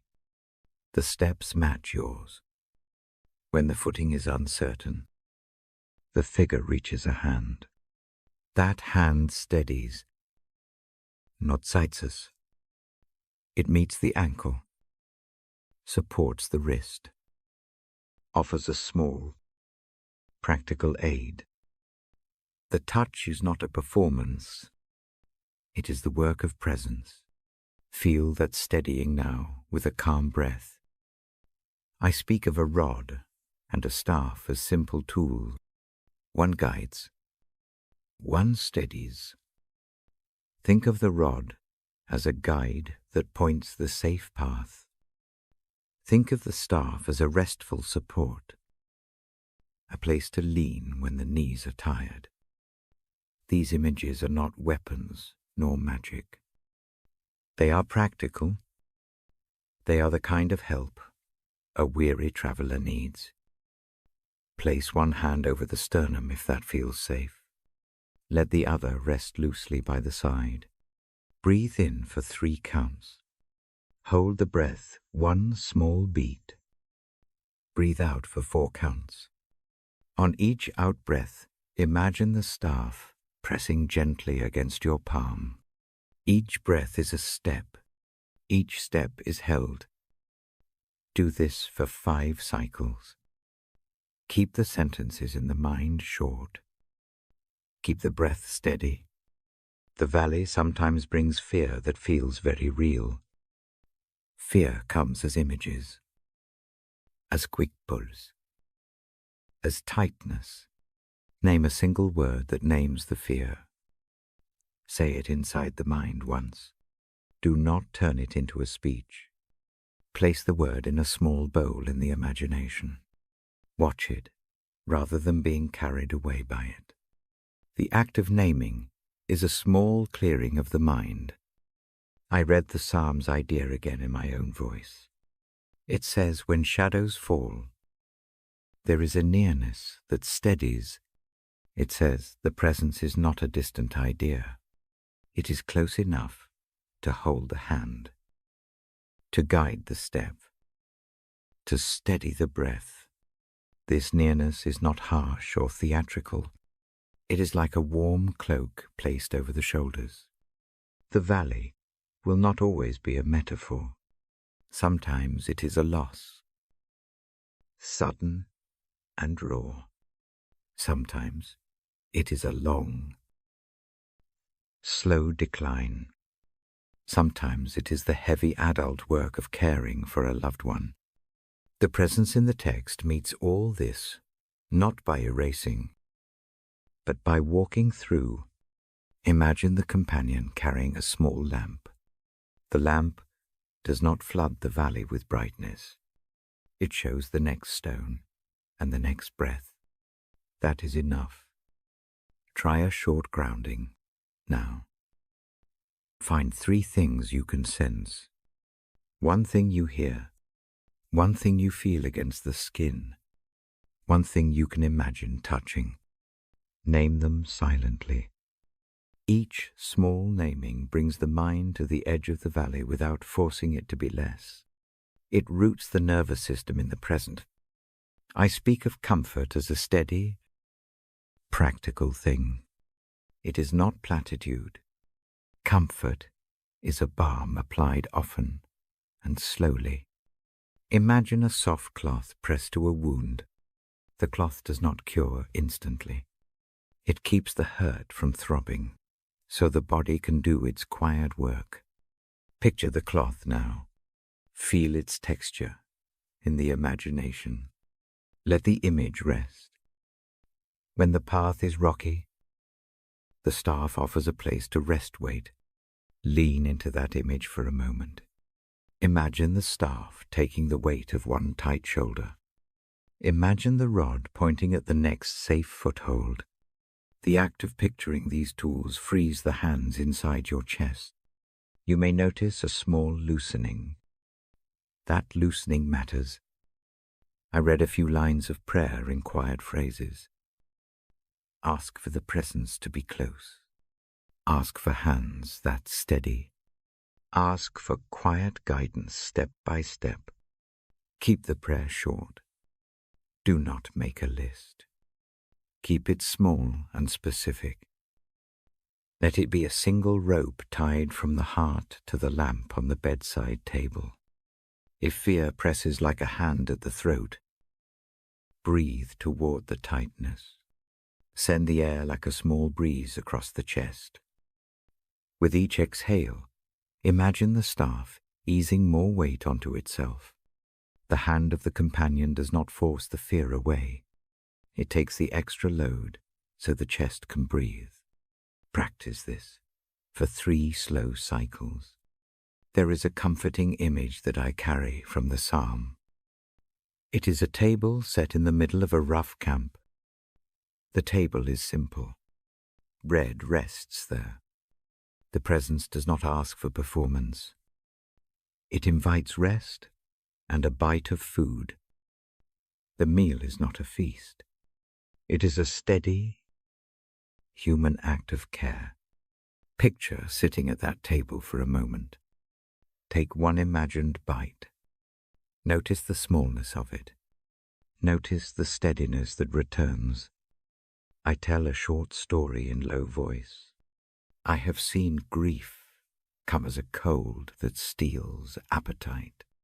I have seen hands that tremble return to work only after a slow season of careful tending. The presence is not a quick fix. It is patient. It tends in small ways. It offers a hand to lift a cup. It fills a water glass. These acts are not trivial. They are mercy in small form. If sleep resists tonight, allow the mind to picture the valley as a corridor with soft light on one side. The light moves slowly ahead of you. You do not have to run toward it. You follow it with small steps. The corridor holds your pace. The companion walks with equal attention. Let the mental pace match the breath. I invite a simple exercise to receive the shepherd's care. Close the eyes, if that feels safe. Imagine a hand resting on the top of your head. The hand is warm and calm. It does not push. It stays a moment, and then rests at the heart. Feel that pressure like a small blessing. Breathe into it. Let the hand be a sign of steadiness. There may be nights when presence feels distant. That is part of the valley. The companion does not always feel close. Still. The promise is that nearness does not depend on feeling. It depends on a fact of care. Trusting that fact is a practice, not a sudden faith. It is a steady return to the porch, when the heart remembers where the lamp is. I speak now of courage. Courage is not absence of fear. It is the willingness to take another small step anyway. When the feet hesitate on the path, take one slow, measured step. Place the foot down and feel the ground. Repeat. Each small step builds a path of its own. Courage grows like grass between the stones. It is slow and patient. If any resentment or anger rises at the thought of needing help, name it gently. Let the feeling be a small stone. Place it beside the staff. It does not have to be hidden. The staff can hold the stone for a while. That is the trade of community. One holds so another can rest. I close with a brief practice to carry into sleep. Place a hand over the chest. Repeat a short phrase in the mind-presence hold. Keep the phrase quiet. Breathe with it for 5 cycles. With each out-breath, imagine the staff carrying a little more weight. Imagine the rod pointing to the next small step. Let the room feel like a harbor. I end this part with a low blessing. May the nearness you need be real. May hands steady the steps when the valley runs long. May the lamp show the next foothold. Rest now. Keep the hand where it comforts. I will turn the page when you are ready and continue with prayers that tuck this nearness into sleep. I open the Bible and let the pages rest in the lamp's glow. The night breathes soft. Tonight, the reading rests on a simple promise. It says that sleep can be peaceful. It says safety can be trusted. It says rest is not a thing to earn. It is a gift to receive. I set the book down within reach. A small sound of the page settling fills the room. The voice is low. Words arrive slow, like steps toward a porch. The idea is plain. Lie down and sleep in quiet. There is a hand that keeps watch. That hand does not startle at every creak. It stays steady through the dark. Make a small movement now to prepare. Ease the body into a comfortable place. Cover with a blanket if that soothes. Turn the face to the pillow. Rest the hands where they can be felt. If it helps, place a palm over the sternum. Feel the rise of each breath. No hurry. No performance. The body has done enough for today. Imagine a simple room by the sea. A small lamp sits by the bed. Outside, waves move slow and even. The air tastes faintly of salt and cool. Inside, the quilt holds warmth. The place is not bright. It is safe. The lamp is enough to show the edges.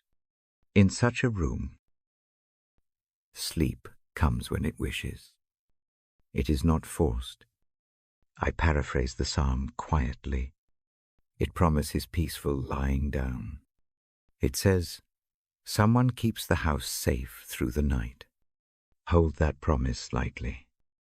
Do not force it into the mind like a proof. Let it be a small fact to return to, like a pebble in the pocket. The pebble is a quiet reminder. Rest is allowed here. We start a short practice. Keep the breathing slow. Inhale for 3 counts. Hold 1. Exhale for 4. With each out-breath, imagine a small knot somewhere in the body. Untying, begin at the toes. Picture each toe releasing. Move up to the soles. Let the ankles loosen. Breathe again. Let the calves soften. Let the knees sink. Each breath travels a little higher. Now bring attention to the hips. Release the grip there. Even if only a fraction. Let the pelvis settle into the mattress. Move the breath toward the belly. Feel it rise. Then fall. With each exhale, let the rib cage widen slightly. Soften the shoulders a degree. Let the arms lie heavy at the sides. The hands unclench. The jaw relaxes. The forehead smooths. If the mind drifts to tasks undone, place those thoughts on a small table in the imagination. One by one set them down. A grocery note, an email, a worry about tomorrow. Lay each item like a small stone. Do not rework them. Put them down and leave them there for now. They need not be solved before sleep. They can rest upon the table until morning. A very short prayer now. Say it slowly in the mind. Ask for safekeeping tonight. Ask that rest be without shame. Ask that a watchful tenderness draw near. Keep the prayer to 1 or 2 lines. Let it be a small cord tied from the chest to the bedside lamp. No flourish. Just a gentle hand reached out. Picture again the lamp beside the bed. Imagine a soft circle of light that does not demand anything. Within that circle, the heart can be honest. Pain can be present without loudness. Grief can sit quietly. Hope can take one breath. The light does not erase sorrow. It holds it without allowing it to spread into everything. If fear rises at night, name it in one word. Say it once in the mind: fear. Dread. Alone. Place that word in a small bowl on the table. Watch the bowl gather many words over time. It is not a dismissal. It is a way of giving the mind a place to set heavy things.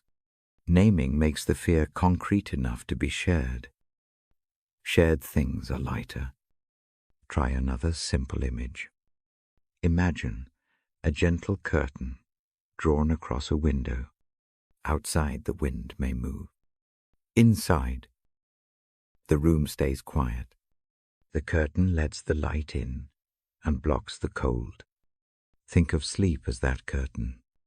It does not stop the world. It simply makes a private, protected space. Let the chest feel the shelter of that curtain for a few breaths. There is comfort in small rituals, if it helps. Make one tonight. Turn down the lamp a notch. Fold a small cloth and set it by the bedside. Take one sip of warm water. A tiny sequence of acts signals the body that rest follows. Repetition builds safety. The mind learns the pattern. Over time, the ritual itself becomes a kind of invitation. I speak now of trust. Trust is not blind. It is practical. It is the decision to step back from carrying everything so close. When the hands unclench, the shoulders drop. When the shoulders drop, sleep can find a gap to enter. This is not a one-time act. It is a small practice repeated. The torch of rest remains lit for each returning night. If pain wakes in the middle of sleep, greet it with a soft hand. Breathe toward the place that hurts. It may be the belly, the head, or the chest. Send the breath like a small cool cloth. Do not demand the pain to vanish. Let presence be enough. Presence keeps company without making a fuss. A brief exercise for midnight awakenings. Sit up slowly, if that feels safe. Place feet on the floor. Touch a warm cup of tea if available. Breathe for 5 slow cycles. Count each breath. The counting anchors attention away from spirals. It brings the body back to the present. When lying down again, tuck the blanket up and feel the chest soften. Imagine the night as a spacious room with a soft floor. Wander in your mind to a corner where a couch waits. Lay down there for a while. The couch is firm and friendly. A hand comes to rest on your shoulder and does not leave. The hand does not say much. It steadies. This is the image of being kept. It is a practical kindness, like someone closing the door and drawing the shade. Sleep may be light for a time. That is all right. Rest works in de grace. Even quiet waking rest is helpful. Muscles release. The nervous system calms. The mind may still move in fragments. Allow those fragments to pass like clouds. Do not chase them. Do not push them away. Watch them drift. The watching itself slows the storm. End the night with a short blessing. Say it softly, in the mind. May sleep be kind. May the body repair. May the heart be kept. May morning come with a small hope. Keep the words short. Let them land like seeds in soft soil. I pause now and let the silence do its work. The lamp is low. The page of the Bible rests face down for a moment. Later, when the night feels ready, I will read again. I will offer another passage. I will offer prayers that fold rest into the dark. For now, remain still. Allow the breath to lengthen. Allow the body to sink. If sleep comes, welcome it without guilt. If wakefulness stays, sit with it without shame. Both are parts of the same night. Both are held. Rest is a gift that may arrive slowly. Keep the hand where it steadies. Keep the lamp low. Trust that the presence that watches does not sleep. It keeps watch, so rest can be real. When morning comes, even a small easing will be a mercy. Hold that thought for a few slow breaths and sink further into the quiet. I sit by the lamp and tell a quiet story. The page rests open. The night holds us close. My voice is low. I read gently, and then I tell what I read in plain speech. This is a simple story of someone who travels through a long winter of the heart. The name is small and ordinary. Call them by any name you prefer. The shape of the story is what matters. They begin on a road that runs thin and cold. The path is narrow. Frost lives in the grass. Each step makes a small sound. They carry a pack that is heavy, with what cannot be fixed in a day. There is mourning in some of the pack. There is regret in others. There are things that feel irretrievable. That weight slows the feet. One morning the sky is pale and wide. The traveller stops under a lone oak. Wind moves the bare branches. A bird rides that wind with ease. It circles and climbs without apparent effort. The sight is small, but steady. Something in the chest loosens at the sight. The traveller watches the bird for a long time. I pause and let the image sink in. Breathe slowly with me. Inhale for 3. Exhale for 4. Watch the bird in your mind. Notice how it holds the air. Notice how it rests on the current. Let the sight be a small room of quiet. The traveller begins to follow the wind in small ways. Walking becomes less about the heavy pack and more about the path beneath the feet. Sometimes the feet stumble. Sometimes the wind changes. The bird continues to ride the air. It does not hurry to a destination. It trusts currents. It cannot see. There is a day when the pack seems unbearable. The traveller sits on a low stone by the side of the way. Tears come quietly at first, then more. The sound of crying is not loud. It moves like rain against the leaves. Someone comes by. They do not speak much. They sit at a respectful distance and offer a small cloth. They do not demand explanations. Their face is plain. Their presence is steady. I paraphrase the promise that picks up the edge of these moments. It says that strength is renewed when the heart waits in patient trust. It suggests that the very thing that feels worn out can become the place strength grows. This is not a magic trick. It is a slow work. It is like a seam that tightens thread by thread. The traveler rests. Sleep comes that night in a shelter that is humble. The body relaxes enough to let the breath deepen. In the morning there is a private change. The shoulders do not look solved, but they are less rigid.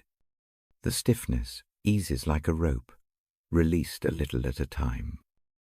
I invite a practice here. Close your eyes if that feels safe. Picture the traveler lifting their face to the wind. Feel the breeze on your cheeks. Imagine tiny wings at the shoulder. Hardly felt at first. Breathe in slowly. Imagine the wings loosening. Breathe out. With each out-breath, the wings become a degree easier. Repeat this for 5 slow cycles. The road bends toward a valley.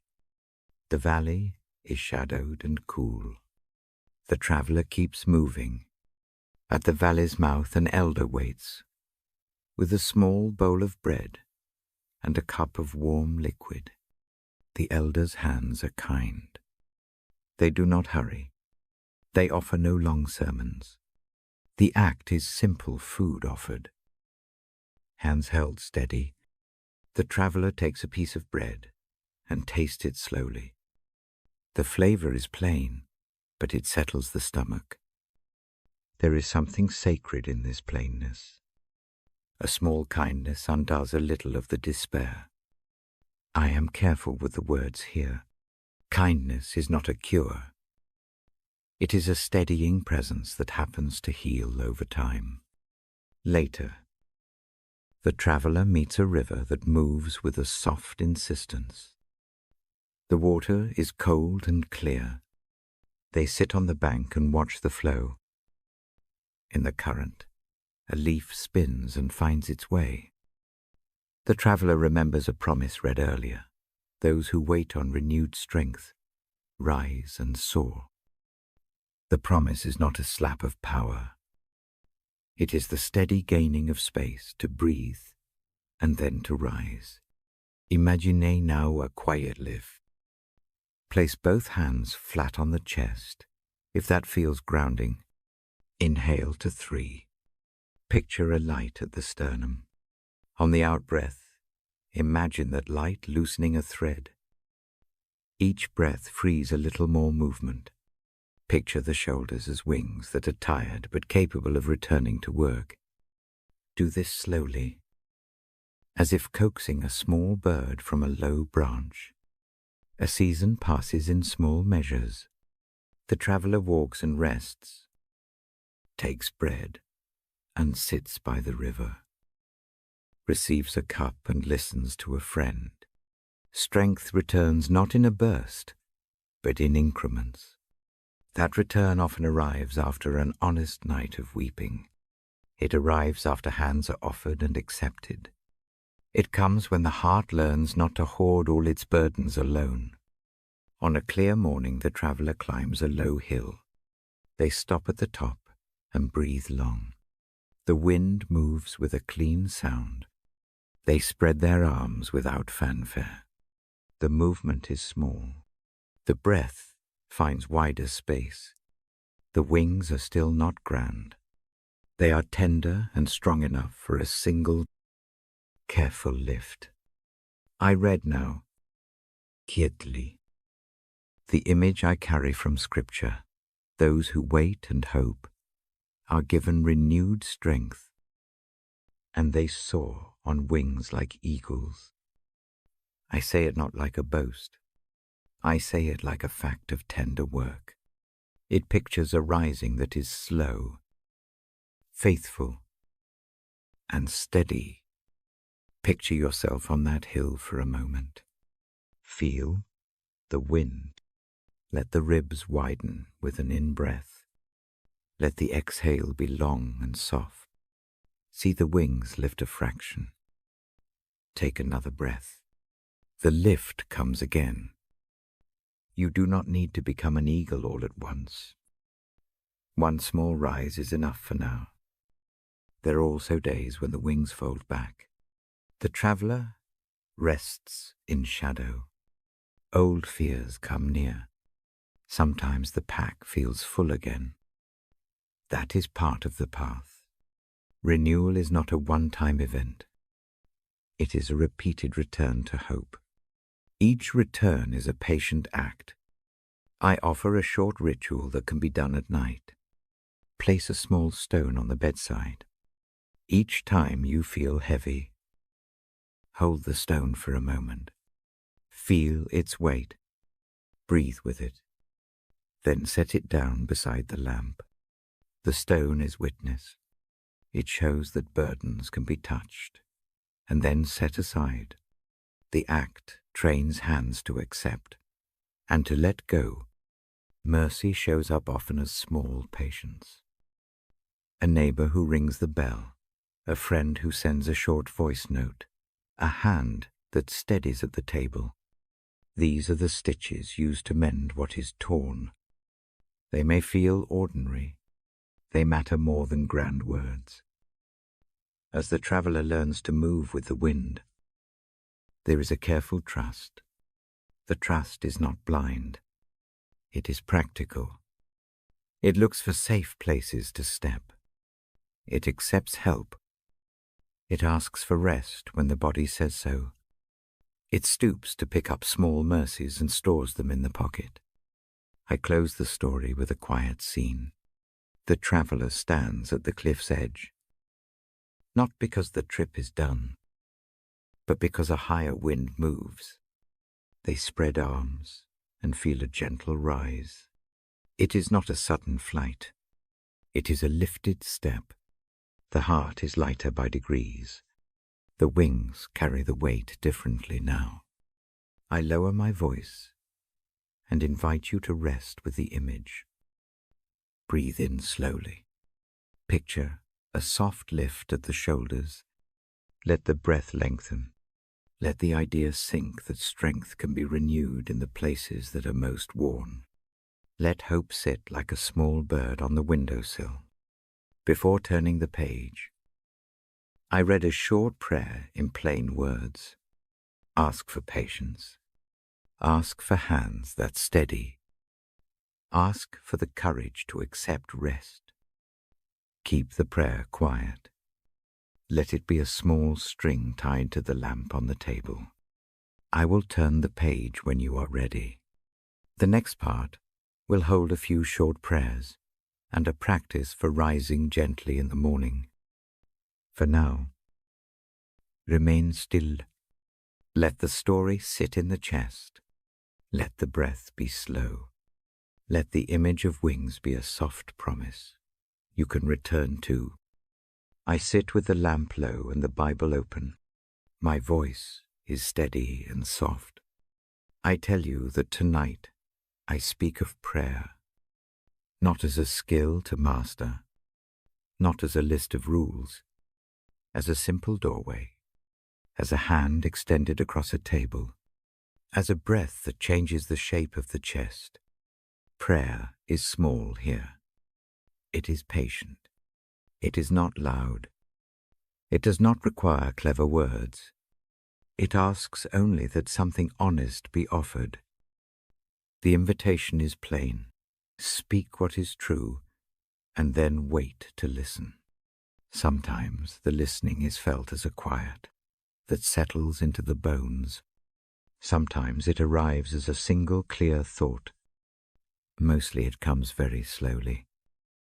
Think of prayer like a lamp placed on a bedside table. The lamp does not banish the dark. It simply gives one steady point of light. You may sit with that light. You may look at your hands in it. You may say a few short sentences into the night. The lamp listens. It does not judge the fumbling voice. I read from the Bible by the lamp each night. I do not read long passages now. I choose words that rest easily in the ear. After a short reading, I pause and breathe with you. Then I fold a small prayer into the room. The prayer I say is not ornate. It is plain speech that a tired heart can hold. Prayer begins with what is true in the chest.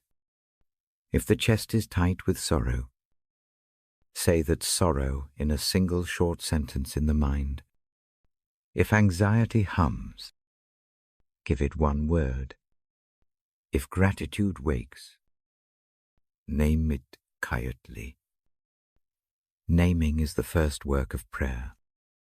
It makes the inward thing visible enough to be tended. There are gentle ways to pray that do not demand much.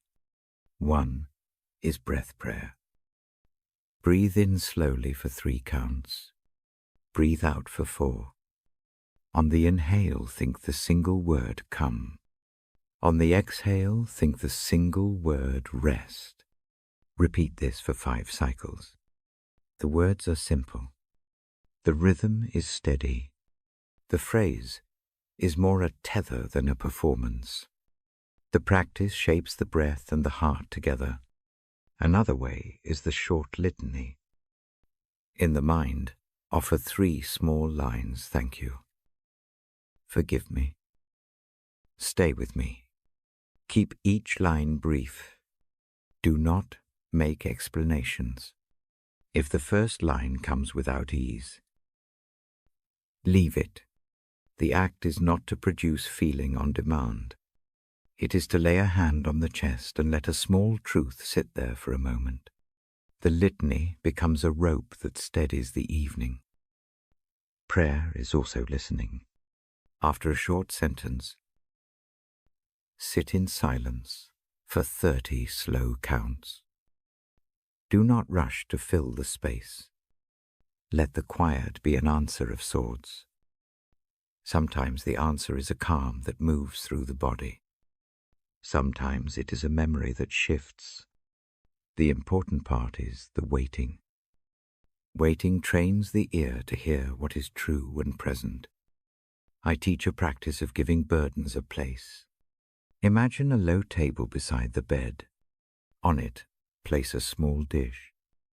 Into that dish put 1 worry each night. Name the worry with a few words in the mind, and set it on the dish. Close the eyes and say a brief prayer of handing over. You do not have to mean everything perfectly. You only have to practice placing the weight down. Over time, the dish fills with small things that have been offered. The act trains hands and heart to let go a little. Prayer can be practical. Pray for breath when breath is hard. Pray for sleep when the night is relentless. Pray for courage when a step is heavy. Ask for hands that steady. Ask for mercy that keeps company. These are not theological tests.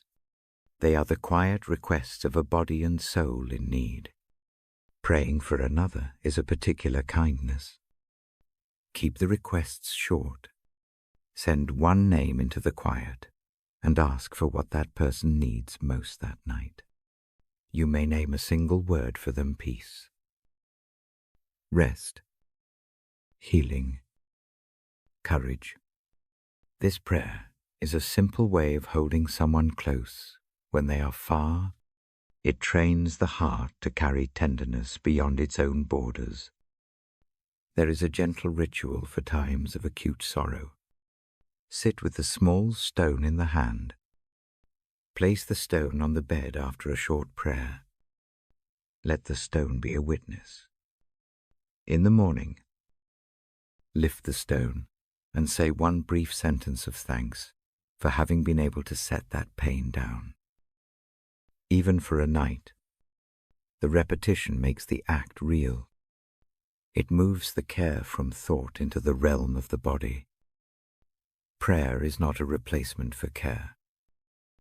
It works alongside rest, food, friends, and sleep. It often arrives as a companion to practical acts, a call from a neighbor, a warmed meal, a quiet visit. All of these are prayers in action. Notice the ways kindness answers the words you speak in the dark. That noticing itself deepens trust. If words feel heavy, use images. Picture a hand cupping a small flame. The hand does not smother the flame. It steadies it. Speak a short sentence in the mind that the hand might hold, and then let silence tend the image. The visual anchors the prayer without the weight of a long speech. Sometimes prayer is confession, not in a loud or public way. In the quiet of the night, name one thing you did poorly. Say it once. Ask for help to learn the next better step. Then let the mind return to the breath. Confession unclenches tension that otherwise keeps the chest tight. It is a humility that frees small spaces for rest. If anger is present, allow it to be simple and honest. Name the feeling as hot, sharp, or tight. Offer it in a brief sentence and ask for steady hands to meet it. Do not rush to forgive if it is not ready. Pray for wisdom in the day to come. Prayer need not rush the heart into false peace. It simply keeps the room lit while the work of mending begins. I often guide a short practice before sleep. Place one hand over the sternum. Breathe in for 3 counts. Breathe out for 5. On each out-breath, say inside the mind a single word safe. Held. Enough. Let the words be soft. Let them repeat without force. The breath holds the words like beads on a string. The practice has no agenda beyond settling the body. There is power in habitual prayer. A very small ritual, repeated nightly, grows roots. It teaches the nervous system that the porch light will be there. The ritual might be as simple as opening the Bible, reading one short phrase, saying a sentence of thanks, and then waiting in silence for a minute. Repetition builds a shelter in which the heart can rest. Prayer is also communal. I read the Bible for you each night. When I speak of prayer, I do not only speak for myself. I speak as one who brings a lamp to a room full of sleepers. You may take that lamp into your own quiet and use it there. The act of shared prayer makes the burden lighter. It forms a net of small hands. Do not despair if prayer feels empty at first. Sometimes the lips move and no warmth follows. That is allowed. Keep coming. Stay with the simple practices. Over time, the body recognizes the form and begins to respond. A tiny loosening may appear that was not there before. That is the work of prayer. It is slow and faithful. Avoid striving for eloquence. The simplest utterance is often the most honest. A short sentence said in the chest is worth a long speech that the heart cannot carry. Keep words spare. Keep the rhythm slow. The prayer that steadies is rarely grand. It is close and small and real. I give one short guided prayer now. Say it in the mind as you breathe. Begin with a short thanks for one small mercy today. Offer a single name or need. Ask for grace to rest. Sit quietly for 30 slow counts.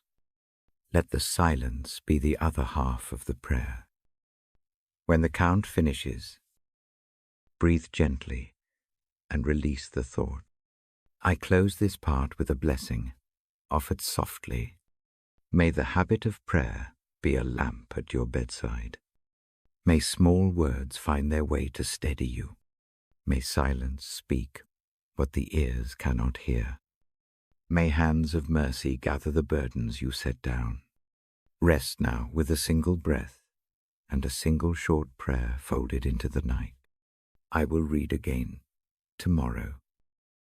And until then this lamp will stay low and the book will rest within reach. I open the book tonight with a quiet intention. A passage waits that speaks of hope. The idea is simple. A God who is the source of hope fills the heart with joy and peace. Trust becomes the small channel through which that filling moves. The Spirit, gentle and sure, makes hope rise until it overflows. I read without hurry. The words settle like soft rain. They do not push. They invite. They say that hope can be a steady current, not a sudden rush. Imagine a spring hidden under stones. Water gathers there. It is not loud. It gathers, and then it moves. That movement finds a way. It becomes a stream. That is how hope sometimes grows. Hold a small image with me. Picture a narrow garden bed at the edge of a house. The soil is dark and speechless. A single seed rests beneath the surface. Time passes. Nothing dramatic happens at first. A tiny root wakes. It is patient and slow. The green pushes upward. Careful and unimposing. When the shoot breaks the dirt, wonder arrives in a soft way. This is hope that begins quietly. I speak of joy and peace as gentle companions. Joy is not a loud trumpet. It is a small warmth behind the ribs. Peace is not a tidy calendar. It is a calm that steadies when the mind wants to race. Together they steady the night. They make a soft room inside the chest where breath can lengthen without pressure. Trust is the act of turning a small hinge. It does not mean certainty about everything. It means choosing a little handhold and leaning into it with trust. The stream of hope moves more freely. The Spirit helps the heart find the places where water gathers. Do not demand clarity on the first step. Let the hinge turn an inch. That inch is enough for one breath. Try a short practice now. Sit or lie where the body feels supported. Close the eyes if that helps. Place hands loosely on the thighs or at the sides. Breathe in slowly for 3 counts. Hold a gentle beat. Breathe out for 4. On the inhale, picture a thin current of light gathering at the belly. On the exhale, imagine that current spreading into the chest like a warm tide. Repeat this 5 times. The image is not magic. It is a gentle guide for the nervous system. Hope can be a habit. It grows when attention returns to small things. The practice of noticing one bright thing each evening is tiny but steady. Name one that was true today. A soft voice left in a message. A dish put away. A quiet moment of rest. Speak it once in the mind and let it sit like a smooth pebble in the pocket. This pebble is proof that light still reaches the day. I often tell a story as I read. There is a woman who sits by a small window each dawn. She places a cup of something warm near her hand. The house smells faintly of wood smoke. She watches how day edges into the room. Nothing dramatic occurs. The light moves, slow and patient. In that watching, hope gathers, not like fireworks, but like a gentle filling of a cup. The filling is enough to steady the hands for the day's simple tasks. Grief and hope can be neighbors. They do not cancel each other. A wounded heart can still hold a small light. The presence of sorrow does not mean hope is absent. Sometimes hope lives in the same room. Quieder. It waits until the chest loosens a fraction. That fraction makes space for a small, steady joy to land. A short breath prayer may help. On the inhale, think one word fill. On the exhale, think one word be. Keep the words soft. Do not force feeling. Repeat for 5 cycles. The practice is a tiny promise to the body. It invites filling rather than demanding it. It keeps expectation low and tenderness high. Imagine a bowl of water on a low table. Into it drop 1 leaf each evening. Each leaf is a small sorrow, a small worry, a small regret. Watch the leaves float. They do not sink immediately. They are not ignored. The water holds them. Oortiem. The leaves shift and gather at the edge. The bowl is an acted upon metaphor. It is a place to set the weight down without making a show of it. The spirit is like the quiet hand that helps steady the bowl. Hope sometimes arrives through the body's small repairs. A breath lengthens by a fraction. The jaw unclenches. The shoulders drop a notch. These are tiny healings. They stack. Do not discount small repairs. They are the building blocks of a steadier life. A simple ritual can anchor hope overnight. Keep a small object at the bedside. A pebble, a coin, a ribbon. Each evening, lay a single thought on that object. It might be a short phrase, a thing I hope for tomorrow, a gentle wish for someone, a breath of thanks. The hand rests on the object, then moves away. Overnight, the object becomes a witness to many small hopes. The practice trains the heart to place things down and trust them to be held.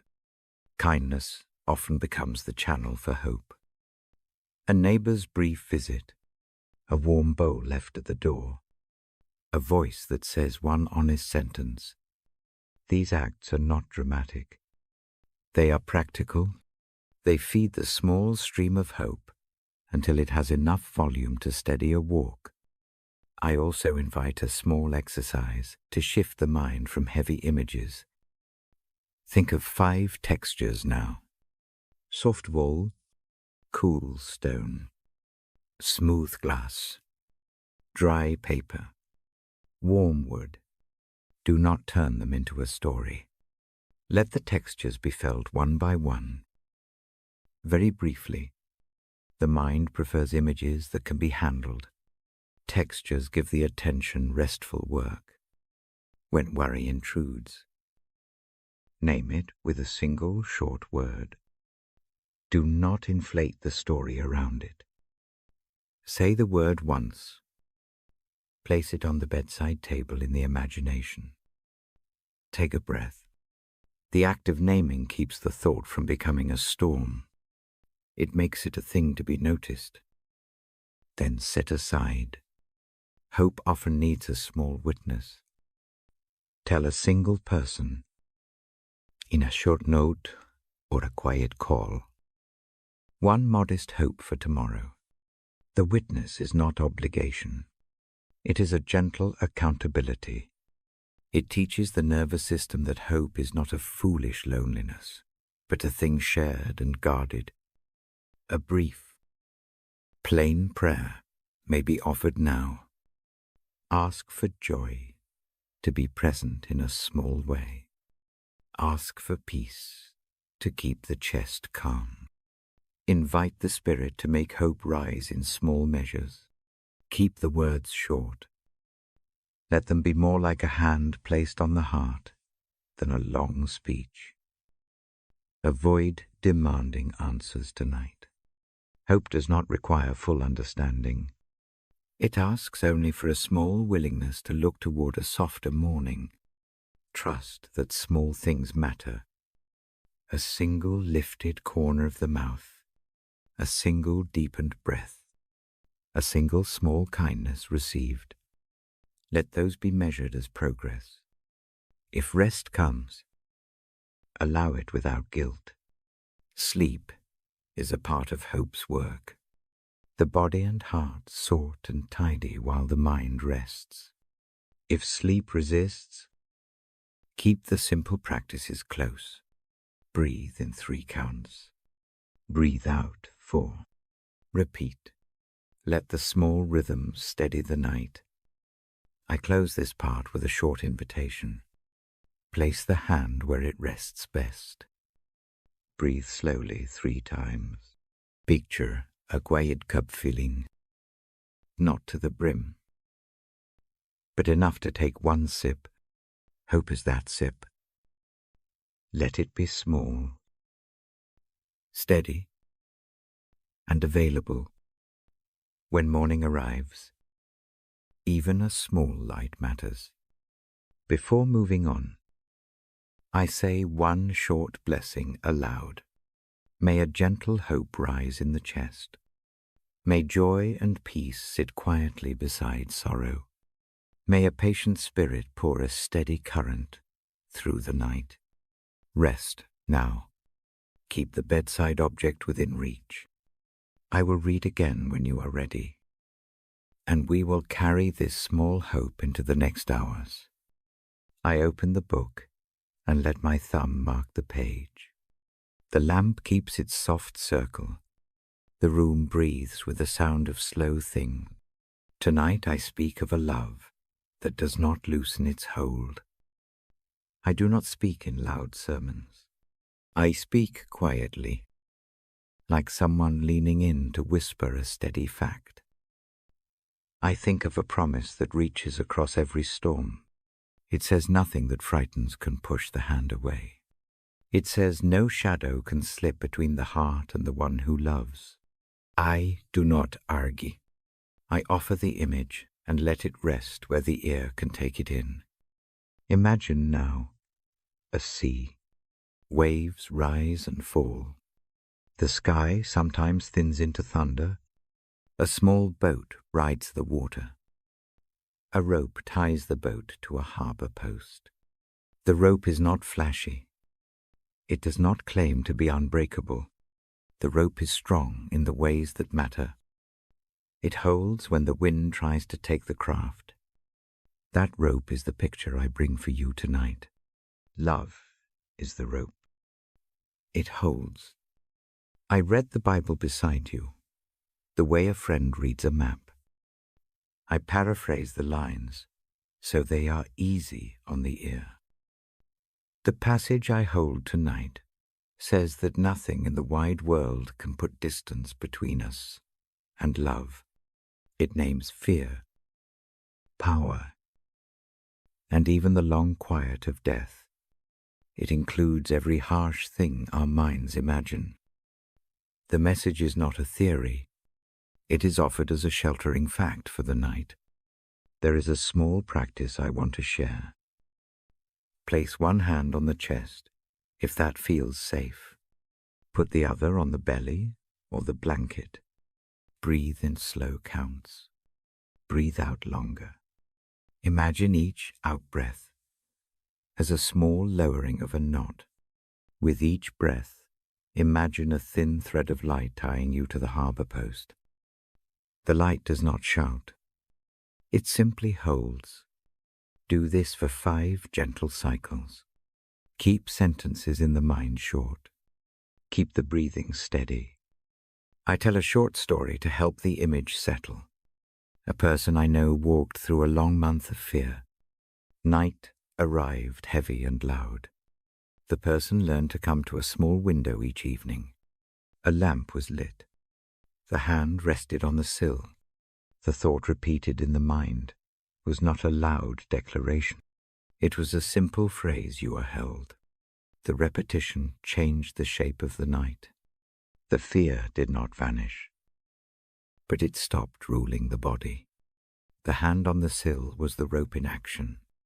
Love that does not let go is not distant sentiment. It is presence that stays while the hands shake. It looks like a neighbor bringing soup. It looks like a quiet phone call where only breathing is shared. It looks like a hand steadying a cup. The book of Scripture names this practical steadiness. It is not airy. It is work done with softness. Make another small image with me. Picture a lantern on a pier. The lantern does not throw a city of light.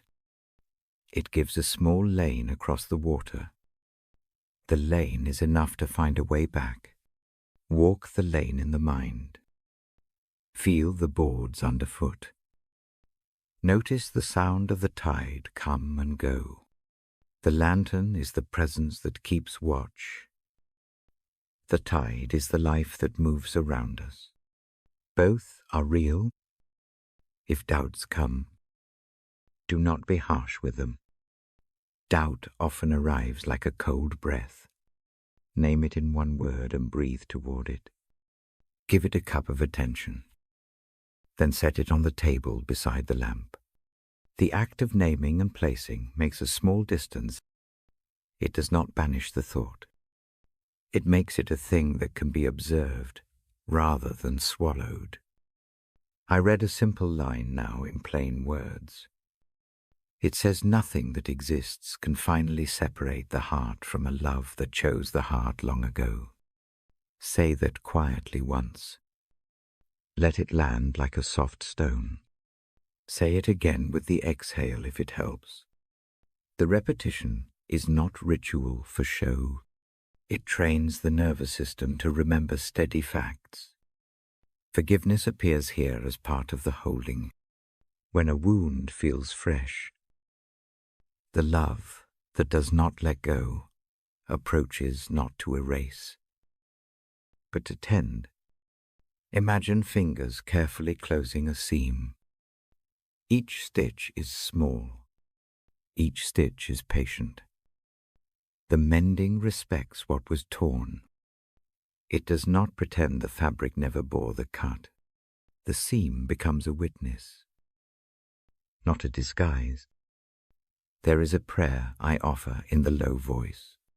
I say it now in the quiet of the room. I breathe the words slowly. I ask for the sense of being held to be felt as warmth, not as an idea. I ask for the courage to rest in that reality. I do not demand a sudden change. I ask only that the night bring enough gentleness to steady the breath. Sometimes the thought arises that needing help is shameful. The world often whispers that independence is the measure of worth. Scripture gently undoes that whisper. The picture it gives is of a hand joining another. The joining does not lower value. It shifts weight. The action is honest and practical. Receiving help is an act of realism and grace. I offer a small exercise for those nights when fear is loud. Sit or lie with support. Close the eyes if that is safe. Place one palm lightly on the sternum. Breathe in for 3 counts. Breathe out for 5. On each inhale, imagine a thin, steady light coming from above and passing through the chest. On each exhale, imagine that light anchoring at the feet. like the end of a rope tied to the ground. Do this for 5 slow cycles. Allow the image to steady the pulse. The love that cannot be separated from the heart is also a companion for grief. Grief sometimes feels endless. The assurance here is not that grief will vanish overnight. The assurance is that grief will be accompanied. Imagine a blanket folded across the lap. It does not take away the cold. It keeps company. The presence beside the grief is that blanket. I remind you that small practices matter. Keep a stone or a ribbon near the bedside. Place a single worry upon it tonight. Put the item there as a small offering. The object does not make the problem vanish. It becomes a witness that something has been handed over, even if temporarily. The act changes the body more than the mind at first. If sleep comes easily tonight, welcome it with no guilt. If it does not, remain gentle. Keep the breathing steady. Keep the hand on the chest. Let the phrase "you are held" sit on the tongue like a small private promise. You do not have to believe everything at once. Let the phrase be a rope you can reach for. I speak of storms. They are real and sometimes loud. Storms include the loss, rejection, illness, and lonely nights. The claim I read tonight holds them all. Nothing in the storm can finally separate the heart from the steady love that chooses to stay. That claim is not a neat fix. It is a kind of anchor. Finish a brief practice with me now. Imagine the rope from the harbor post tied round the waist. Feel its weight. Take 3 slow steps in the mind. Each step is a breathing out. With each exhale, imagine tension lowering a fraction. Do not rush the steps. Do them slowly. Let the anchor do its job. I leave a blessing in a low voice. May the truth of unending love rest in the chest, like a warm object. May doubts be named and placed gently beside the lamp. May mercy meet what is raw without hurry. Keep the hand where it steadies. Rest, knowing the rope holds. In the next part, I will speak of hope that anchors the night. I will read a few short prayers and guide a practice for holding this love through the hours. When you are ready, breathe slowly, and I will turn the page and continue. I close the book gently and let the lamp make a small circle of light. The room hums with low sounds. My voice stays calm and near. Tonight, I bring a single, quiet invitation from a psalm. The words are simple in meaning. Be still, and know that the one who holds you is present. I say this not as a demand. I offer it as a doorway. Be still. The phrase is short. It is soft. It asks nothing of you except a small surrender to quiet. Stillness is not empty. It is a place where breath becomes the measure of truth. It is a room where a gentle whisper can be heard because other voices are hushed. Find a comfortable place. Lie down if that feels safe. Sit if that is better. Make a small adjustment. Let the weight of the body meet the surface beneath it. If a blanket brings warmth, draw it close. If the hand resting on the chest helps, place it there. Do not strive to stop thoughts.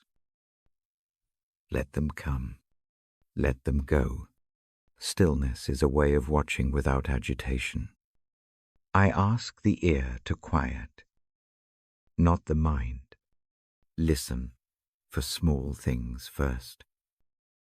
the soft tick of a clock, the distant car, the breath moving in, the breath moving out. Notice the feet against the bed. Notice the small rise at the center of the chest. These are plain facts. They are safe facts. Hold one of them like a pebble in the hand of thought. Breathe with me. Inhale slowly. Count gently to 3. Hold for a quiet beat. Exhale slowly to the count of 4. Let the exhale be longer than the inhale. Repeat. Each cycle is a small practice of being present. Do this for 5 rounds. The rhythm does not perform, it settles. As breathing steadies, imagine a soft landscape of light, a low field at dawn, dew on the grass. The light is not bright. It is patient. It keeps to the horizon. The hush of that scene matches the hush inside the chest. You do not have to go anywhere. The field is here. The breath is the path across it. Now let a short phrase settle softly into the mind. Say it inwardly. With no rush, be still. Say it on the inhale. Let it rest on the exhale. The words are not a test. They become a small rope that steadies the heart. No need to repeat them loudly. They work best as an unfussy line.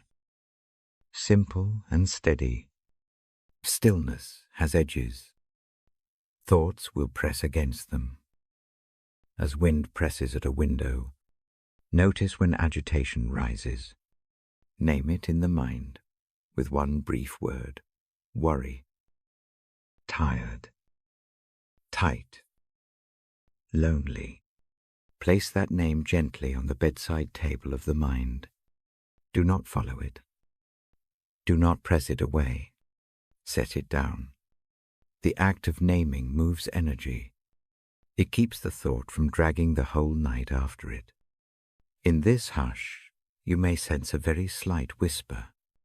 It is not loud. It does not argue. It says a few plain things. You are known. You are not alone. You are held. Receive these phrases as water receives a dry leaf. The leaf remains what it is. The water simply touches it and carries some of the weight away. There is no need for grand belief. The whisper is a quiet fact to rest against. I offer another small practice for the body. Tighten the hands for a moment.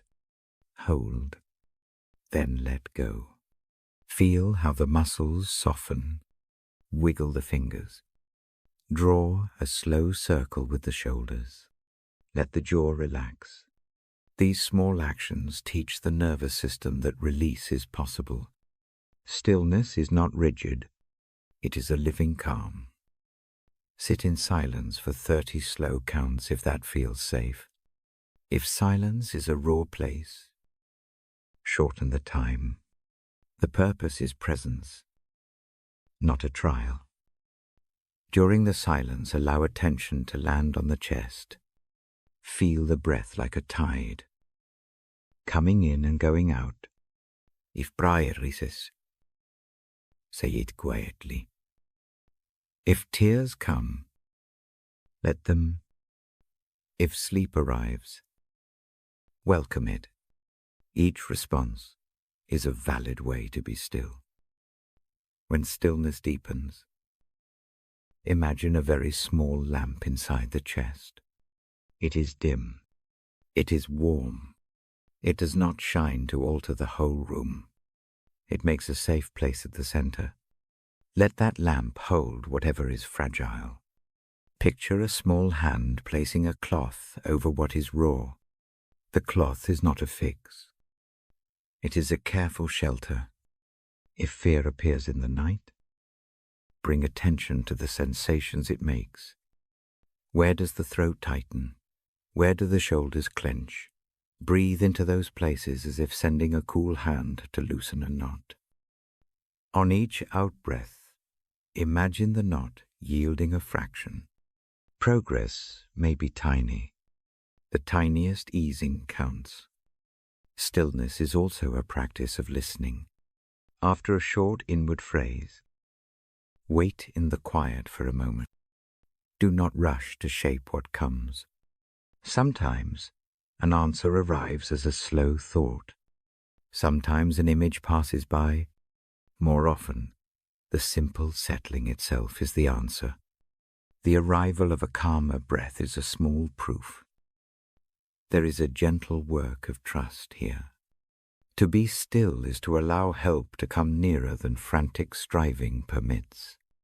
It does not mean that everything is suddenly right. It means that the heart opens a little. Enough to let mercy enter without hitting the floor running. Think of help as a soft stool. Sit down. Feel the seat under you. It holds. Make a small ritual, if that brings comfort. Keep a small stone on the bedside. Tonight, as you come to stillness, hold the stone for a moment. Feel its weight. Lay it down by the lamp. The stone is a witness. It marks the choice to pause. The repetition trains the hands to lay things down.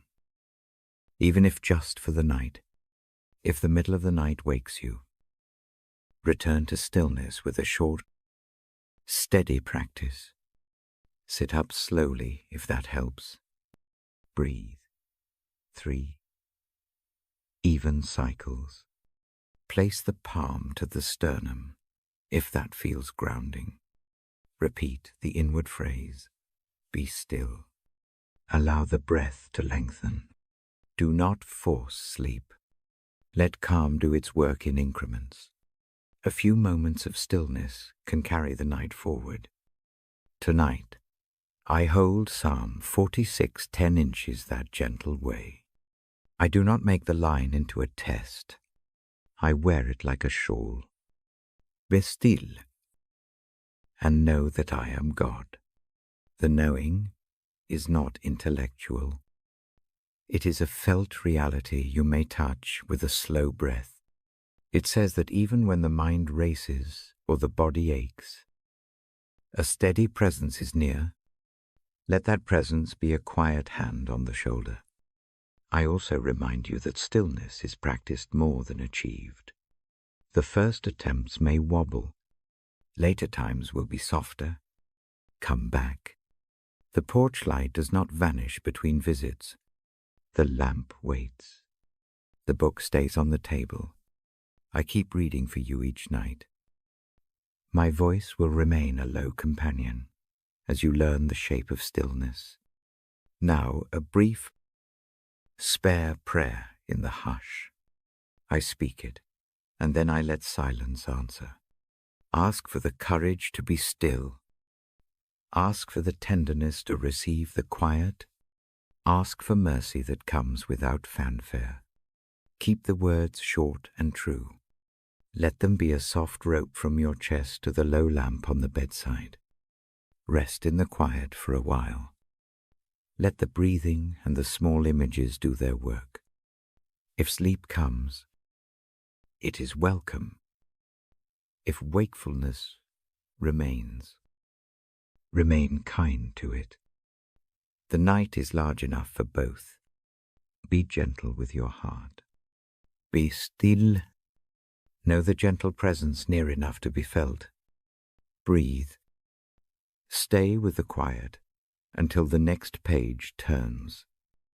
When you are ready, I will read again. The next part will offer short prayers and a practice for holding this stillness through the hours. For now, let the hush be deep. Let the lamp be small.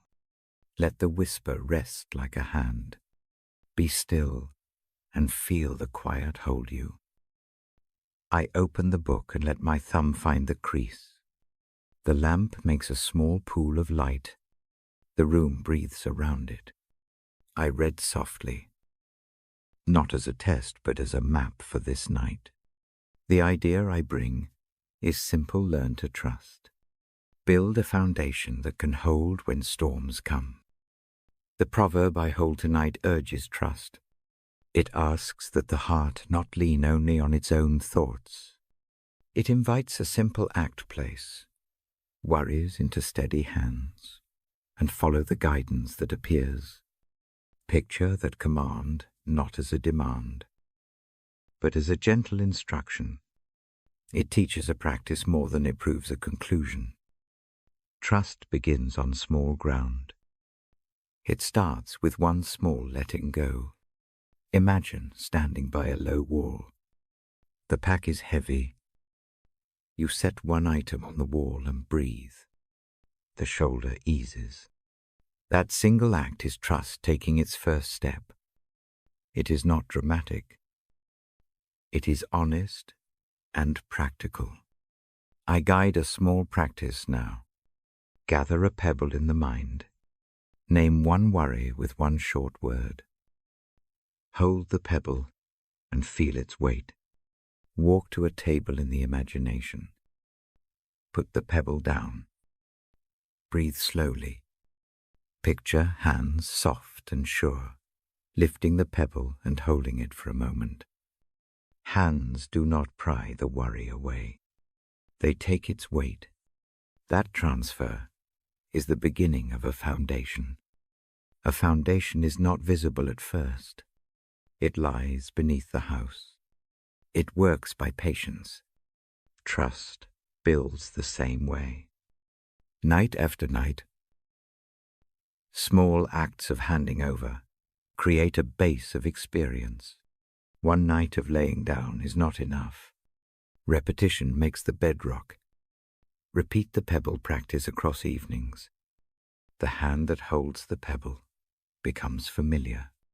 The mind learns the way of letting go. Trust also grows out of memory. Remember one small mercy from the past.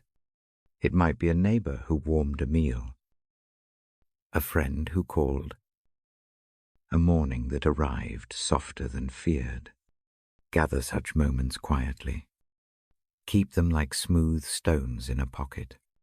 When a new fear presses, reach for one of those stones. Let the memory be proof that care has come before. Proof is simple. It steadies. The proverbs invite another posture. They suggest acknowledging the gentle guide in all ways. That means inviting that presence into small decisions. Not every choice needs a sign from the sky, but the habit of pausing and asking for guidance trains the will. A tiny pause before a difficult call. A short breath before a decision. A soft thought show me the next safe step. These little habits become the mortar between the stones of trust.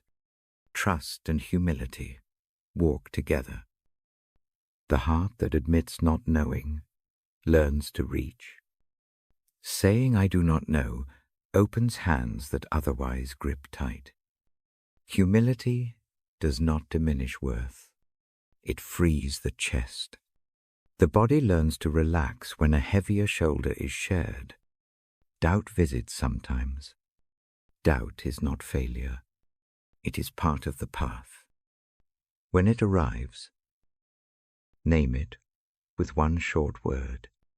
Place it gently on the bedside table in the imagination. Give it a cup of attention, and then close the lid. The naming makes doubt a thing to observe rather than a storm to be swallowed. Return to the pebble practice. Let the habit override panic. Another practice helps for decision nights. Make a simple list of 3 small things you already know. Names of people who cared. One meal that comforted. A morning that arrived. These items are anchors. Read them slowly. Let each one sink with the breath. These anchors ease the nervous system. They remind the hands that they have been steadied before. There is also a kindly work in small outward acts. Trust deepens when it is practiced in doing. Offer one small kindness tomorrow, a brief note, a cup of tea, a clipped voice message that says nothing long, only that someone is remembered. Acts of giving train the heart to believe that the world holds tender threads. They shift the mind from guarding to sharing. Guidance often appears as a soft direction. It may be a clear next step, or simply a removed obstacle. It rarely appears as a thunderclap. Expect the gentle nudge, a path that opens a little wider. A neighbor who steps forward. A sleep that comes easier. Train the eyes to notice these small openings. Notice them and say thanks in a low voice. Gratitude becomes a brick in the foundation. Trust needs boundaries too. Learning to trust does not mean handing everything to anyone. It means choosing wisely who holds what. Imagine a rope tied between hands. One hand is yours. One hand is a steady presence. Each keeps a part of the load. The rope is strong because both hands watch it. Set limits where safety demands. Trust does not abolish prudence. It opens room for wise receiving. I offer a breathing practice to steady the work of trust. Breathe in for 3 counts. Hold 1 soft beat. Breathe out for 5 counts. On the in-breath, imagine placing a small worry into cupped hands. On the out-breath, imagine the hands steadying the weight. Repeat 5 cycles. Keep the words inside short I place. I rest. Let the breath be the bridge between giving and receiving. Community helps the foundation set. Trust often comes through repeated small proofs offered by others. Regular check-ins. A predictable call at the same hour. Meals left at the door. Greet presence. These are mortar. They keep the stones from shifting. When the world feels unsure, let a routine of small, steady contacts be the network that holds. Part of building trust is learning to accept help. Acceptance is a practice. The hand that receives does not take shame.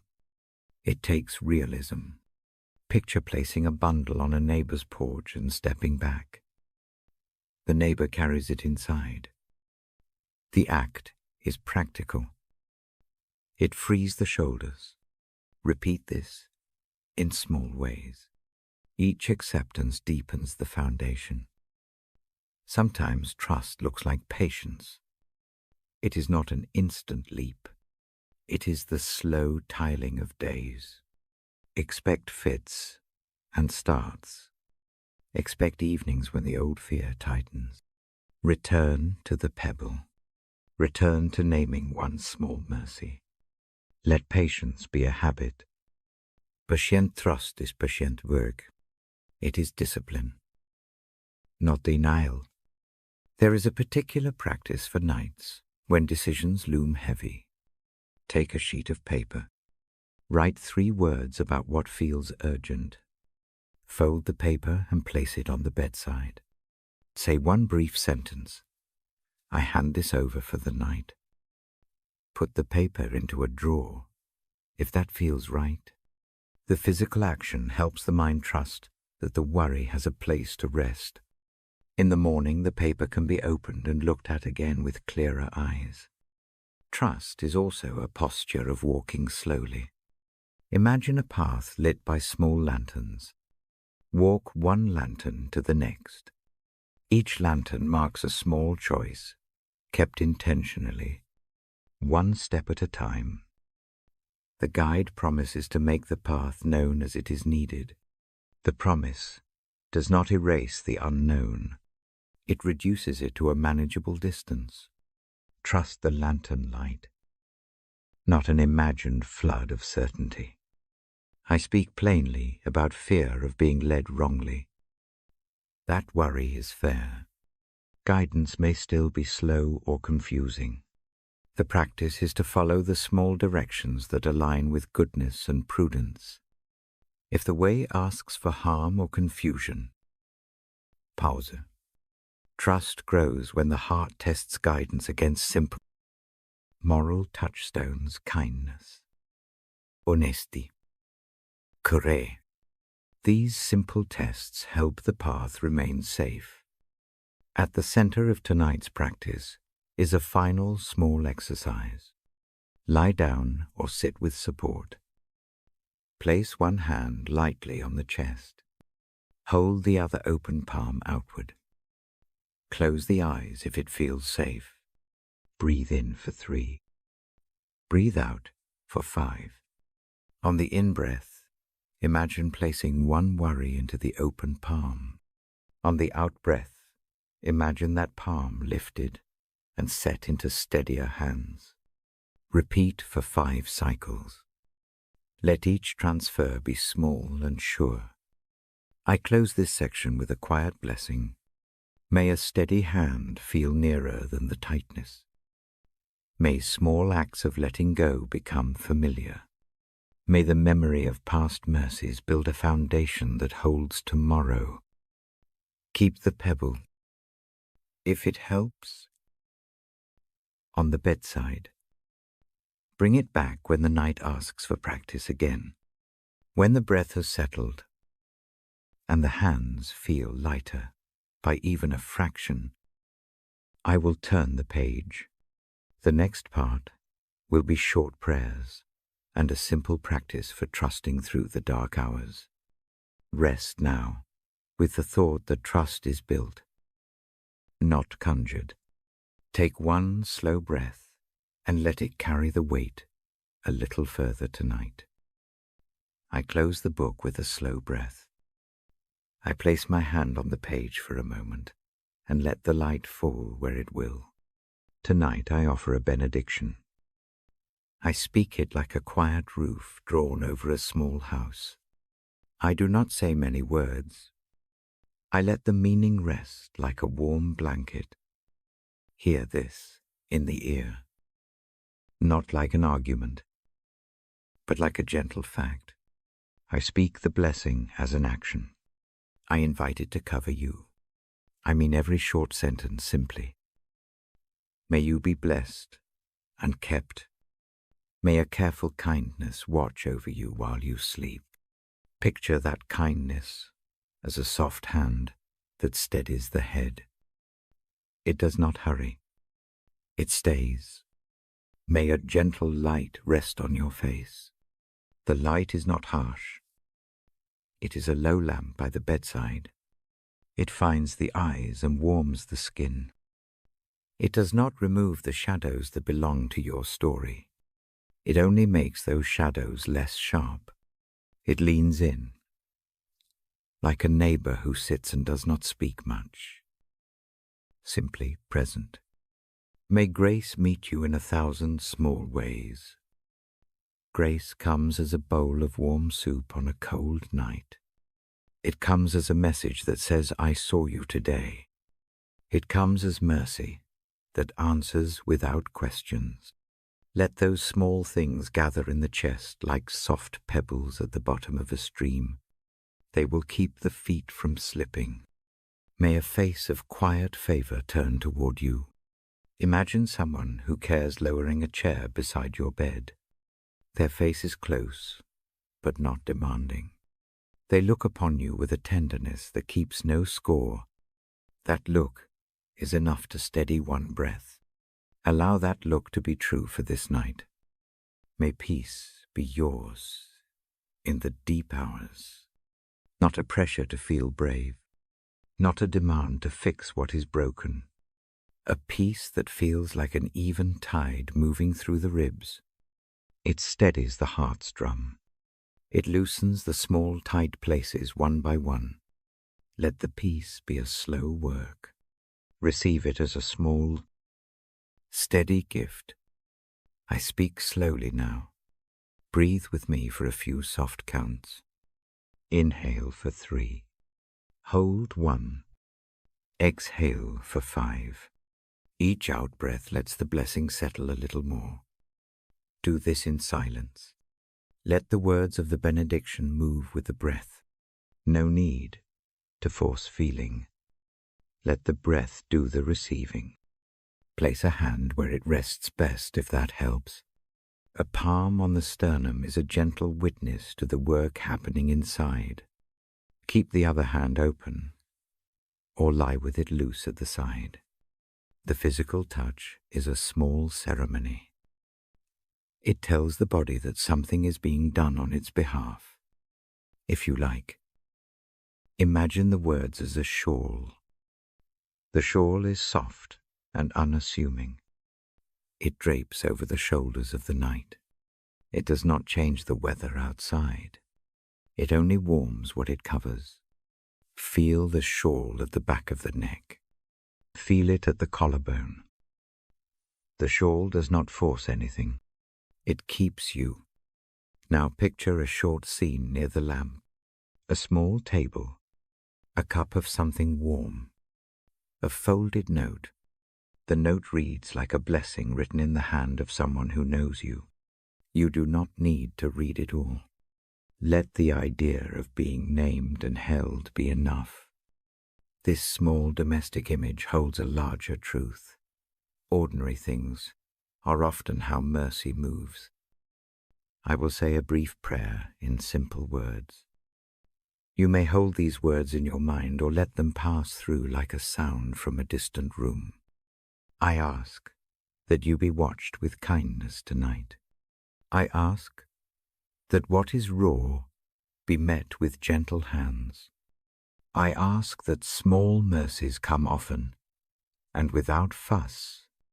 I ask that sleep, when it comes, be close and easy. Amen. Though you need not speak the word aloud, keep it inward, like a small stone in the pocket. If sorrow wakes in the night, meet it with the same soft frame. Do not chase the feeling. Let it name itself. Give it a seat at the table in the imagination for a moment. Offer it a cup of warm thought, and then, when you are ready, let it sit. The benediction does not deny sorrow. It steadies the space where sorrow sits. If fear presses at the throat, breathe toward the place that tightens. Send a slow out-breath to the worry, and imagine the blessing as a hand that takes part of the weight. The load will not vanish at once. It will be shared. The act of sharing lightens the shoulders by degrees. That is enough for one night. I remind you that this blessing is not an abstract hope. It is meant for the body. Let the words sink where muscles hold. Let them find the jaw and the shoulders. Let them be felt in the palms and in the soles of the feet. When the body loosens, the mind follows. When the mind softens, the heart quiets. The circle closes gently. Keep a small object by the bedside if you find it helpful.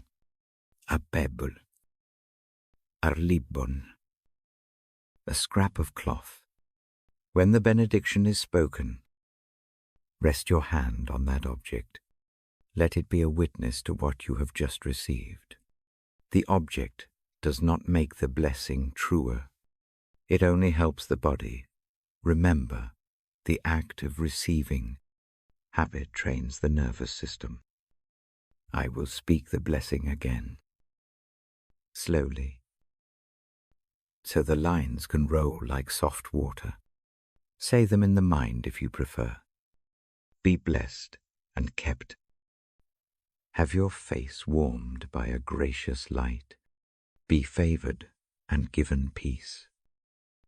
Let each short line be an act that rests over the chest. Repeat them quietly as you breathe. Do not rush. Let the words come and go like a tide of small comfort. Tonight, keep the lamp low. Keep the room uncluttered of demands. Allow the benediction to be the final thing you take in before sleep.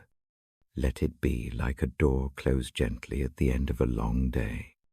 The door does not hide the work left undone. It simply makes a place to rest. I sit beside this lamp and promise to keep the voice slow and steady. I will not hurry you. I will not rush the silence. If you drift in and out, that is welcome. This reading is a harbor for drifting minds. The benediction is both the anchor and the rope that will be there when you need to return. For a final small practice, breathe in slowly and, on the out-breath, imagine the words resting on your shoulders. Blessed, kept, favored, peace. Let each word fall like a feather. Let the feathers gather and make a small nest in the chest. The nest does not fix all things tonight. It only provides a soft place to land. If you wake in the night, come back to the lamp in the mind. Reach for the small object by the bedside. Repeat the words. Let the breath be the instrument that carries the blessing back into the body. The work is patient and gentle. It does not demand quick proof. I close this benediction with another short prayer. Spoken slowly. May kindness watch you. May light find the face that needs it. May mercy be near without hurry. May peace hold you through the night. Stay with the breathing now. Keep the hand where it comforts. Let the lamp be small and steady. Rest in the blessing you have received. When you are ready, I will read the last part by the same lamp. I will gather the reflections and hold them in a few soft sentences. For now, let the benediction settle like a warm embrace. Allow it to be what it is, a simple, sure keeping for the night. I lower the lamp a fraction and let the room breathe. I fold the book closed with care. My thumb rests on the cover for a moment. Tonight I gather the small threads we have been weaving together. I do not try to fix anything in grand strokes. I simply name what has been here.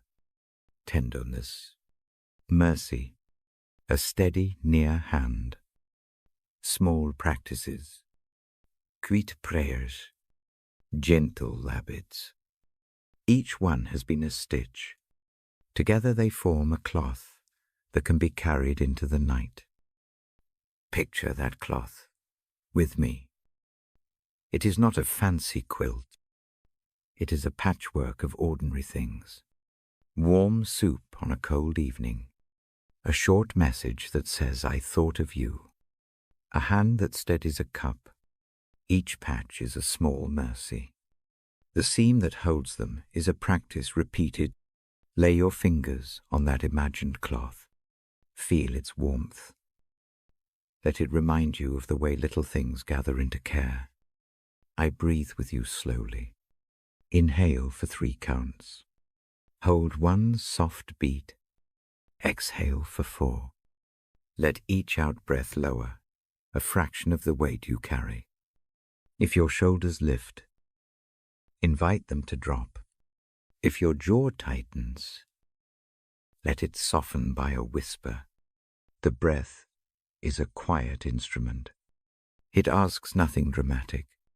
It only offers a steady rhythm. Remember the porch where we sat, the lamp that never rushed, the chair that waited. Those images are not instructions to perform. They are places to return to when the heart grows loud. Imagine stepping back to that porch. Set the pack down for a spell. The world does not demand you carry it all tonight. I will say again what I have meant every night. Rest is not earned by proving your worth. It is given. It arrives as a small fact.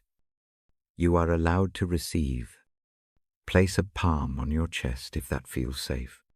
Notice the rise and fall. Let the hand be a witness. The body accepts a simple holding more easily than the mind does. Let the body accept this one. If forgiveness is still hard, hold it gently. Let the idea of letting go be small. You do not have to forget. You need only set one pebble down. Place it on the table. Walk away. That single act is practice. Return to it again. The practice is the repair. If hope feels thin, tend it like a seed. Keep it out of direct wind. Give it a small corner of soil and a little water. Notice even the smallest green edge. Hope does not always shout. It often grows in quiet increments. A single small rise of color is enough to steady a day. If fear presses, do not try to banish it. Name it and place it in a bowl at the bedside of the mind. Watch it rather than being carried by it. When fear is named, it changes shape. It becomes a thing you can hold and hand over again. The act of naming is a gentle, practical move. Community matters. Healing rarely arrives alone. It moves through others who bring ordinary things and leave them in the neighbor's hand. A routine call, a steady text, a visit without pressure. If you can, let one small kindness in today be an offering you accept. Practicing receiving is part of the work of being held. I offer a final short practice now. Close your eyes if that feels safe. Place one hand over the sternum. Place the other hand open at your side or on your lap. Breathe in slowly. Count to 3. Hold 1 beat. Breathe out to 5. On the in-breath, imagine a thin thread of light descending and settling into your chest like a warm cloth. On the out-breath, imagine that cloth smoothing the edges of a knot. Repeat this for 5 gentle cycles. No need for drama. Let each cycle be small and kind. Keep a simple object by your bed, if it helps. A pebble, a ribbon, a scrap of cloth. Tonight, place the object in your hand for a moment. Let it be a witness to what you are trying. When the night wakes you, reach for that object and rest your palm on it. The object remembers the choice you made to receive care. Small reminders train the body to trust. I read the Bible for you because I want to offer a voice that steadies the night. I do not present answers that complicate.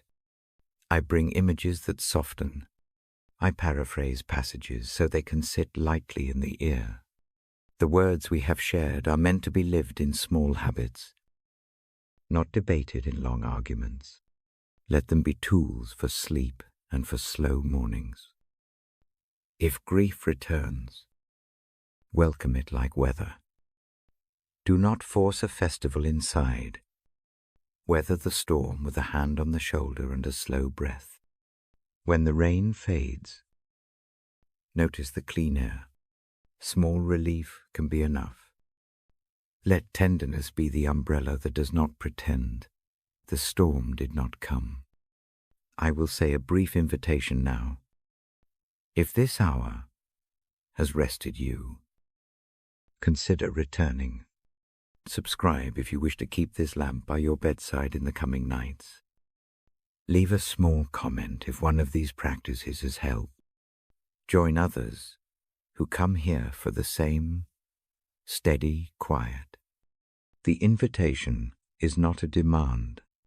It is simply a doorway. Use it if it serves you. There is no rush to do anything else tonight.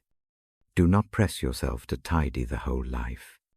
Take care only of the next small step, a glass of water, a warm blanket, a written note laid beside the lamp. Keep the list tiny. Completion of one small task is restoration. I place a short prayer now into the quiet. The words are bare and slow. May you be held in gentleness. May mercy meet the raw places without hurry. May a patient hope gather in the chest like a small, steady flame. May sleep come with kindness. May morning bring one small ease. Amen. Keep the word inside if you prefer. Let the silence answer. When sleep comes, welcome it without guilt. Sleep is work. It repairs in ways words cannot track. If wakefulness stays, remain kind. Use the breath. Return to the object on the bedside. Repeat a short phrase you find comforting. Let the practice be an act of care, not a test. I lean close in this last moment and offer a blessing in the softest voice I have kept for you all along. May you be blessed and kept. May a gentle light rest on your face. May grace meet you in thousands of small ways. May peace be yours in the long hours. May you know, before the night closes, that you are cherished and known by God. As you drift into sleep, remember, you are cherished and known by God. If this hour has held you, share the peace quietly. Subscribe, comment, or join others who come here to learn small habits of care. Doing so helps this place stay lit for someone else tomorrow. I close the lamp slowly. The book is tucked within reach. My voice goes low and still. Keep the hand where it steadies. Breathe once more. Let the breath be slow. Rest now. Good night.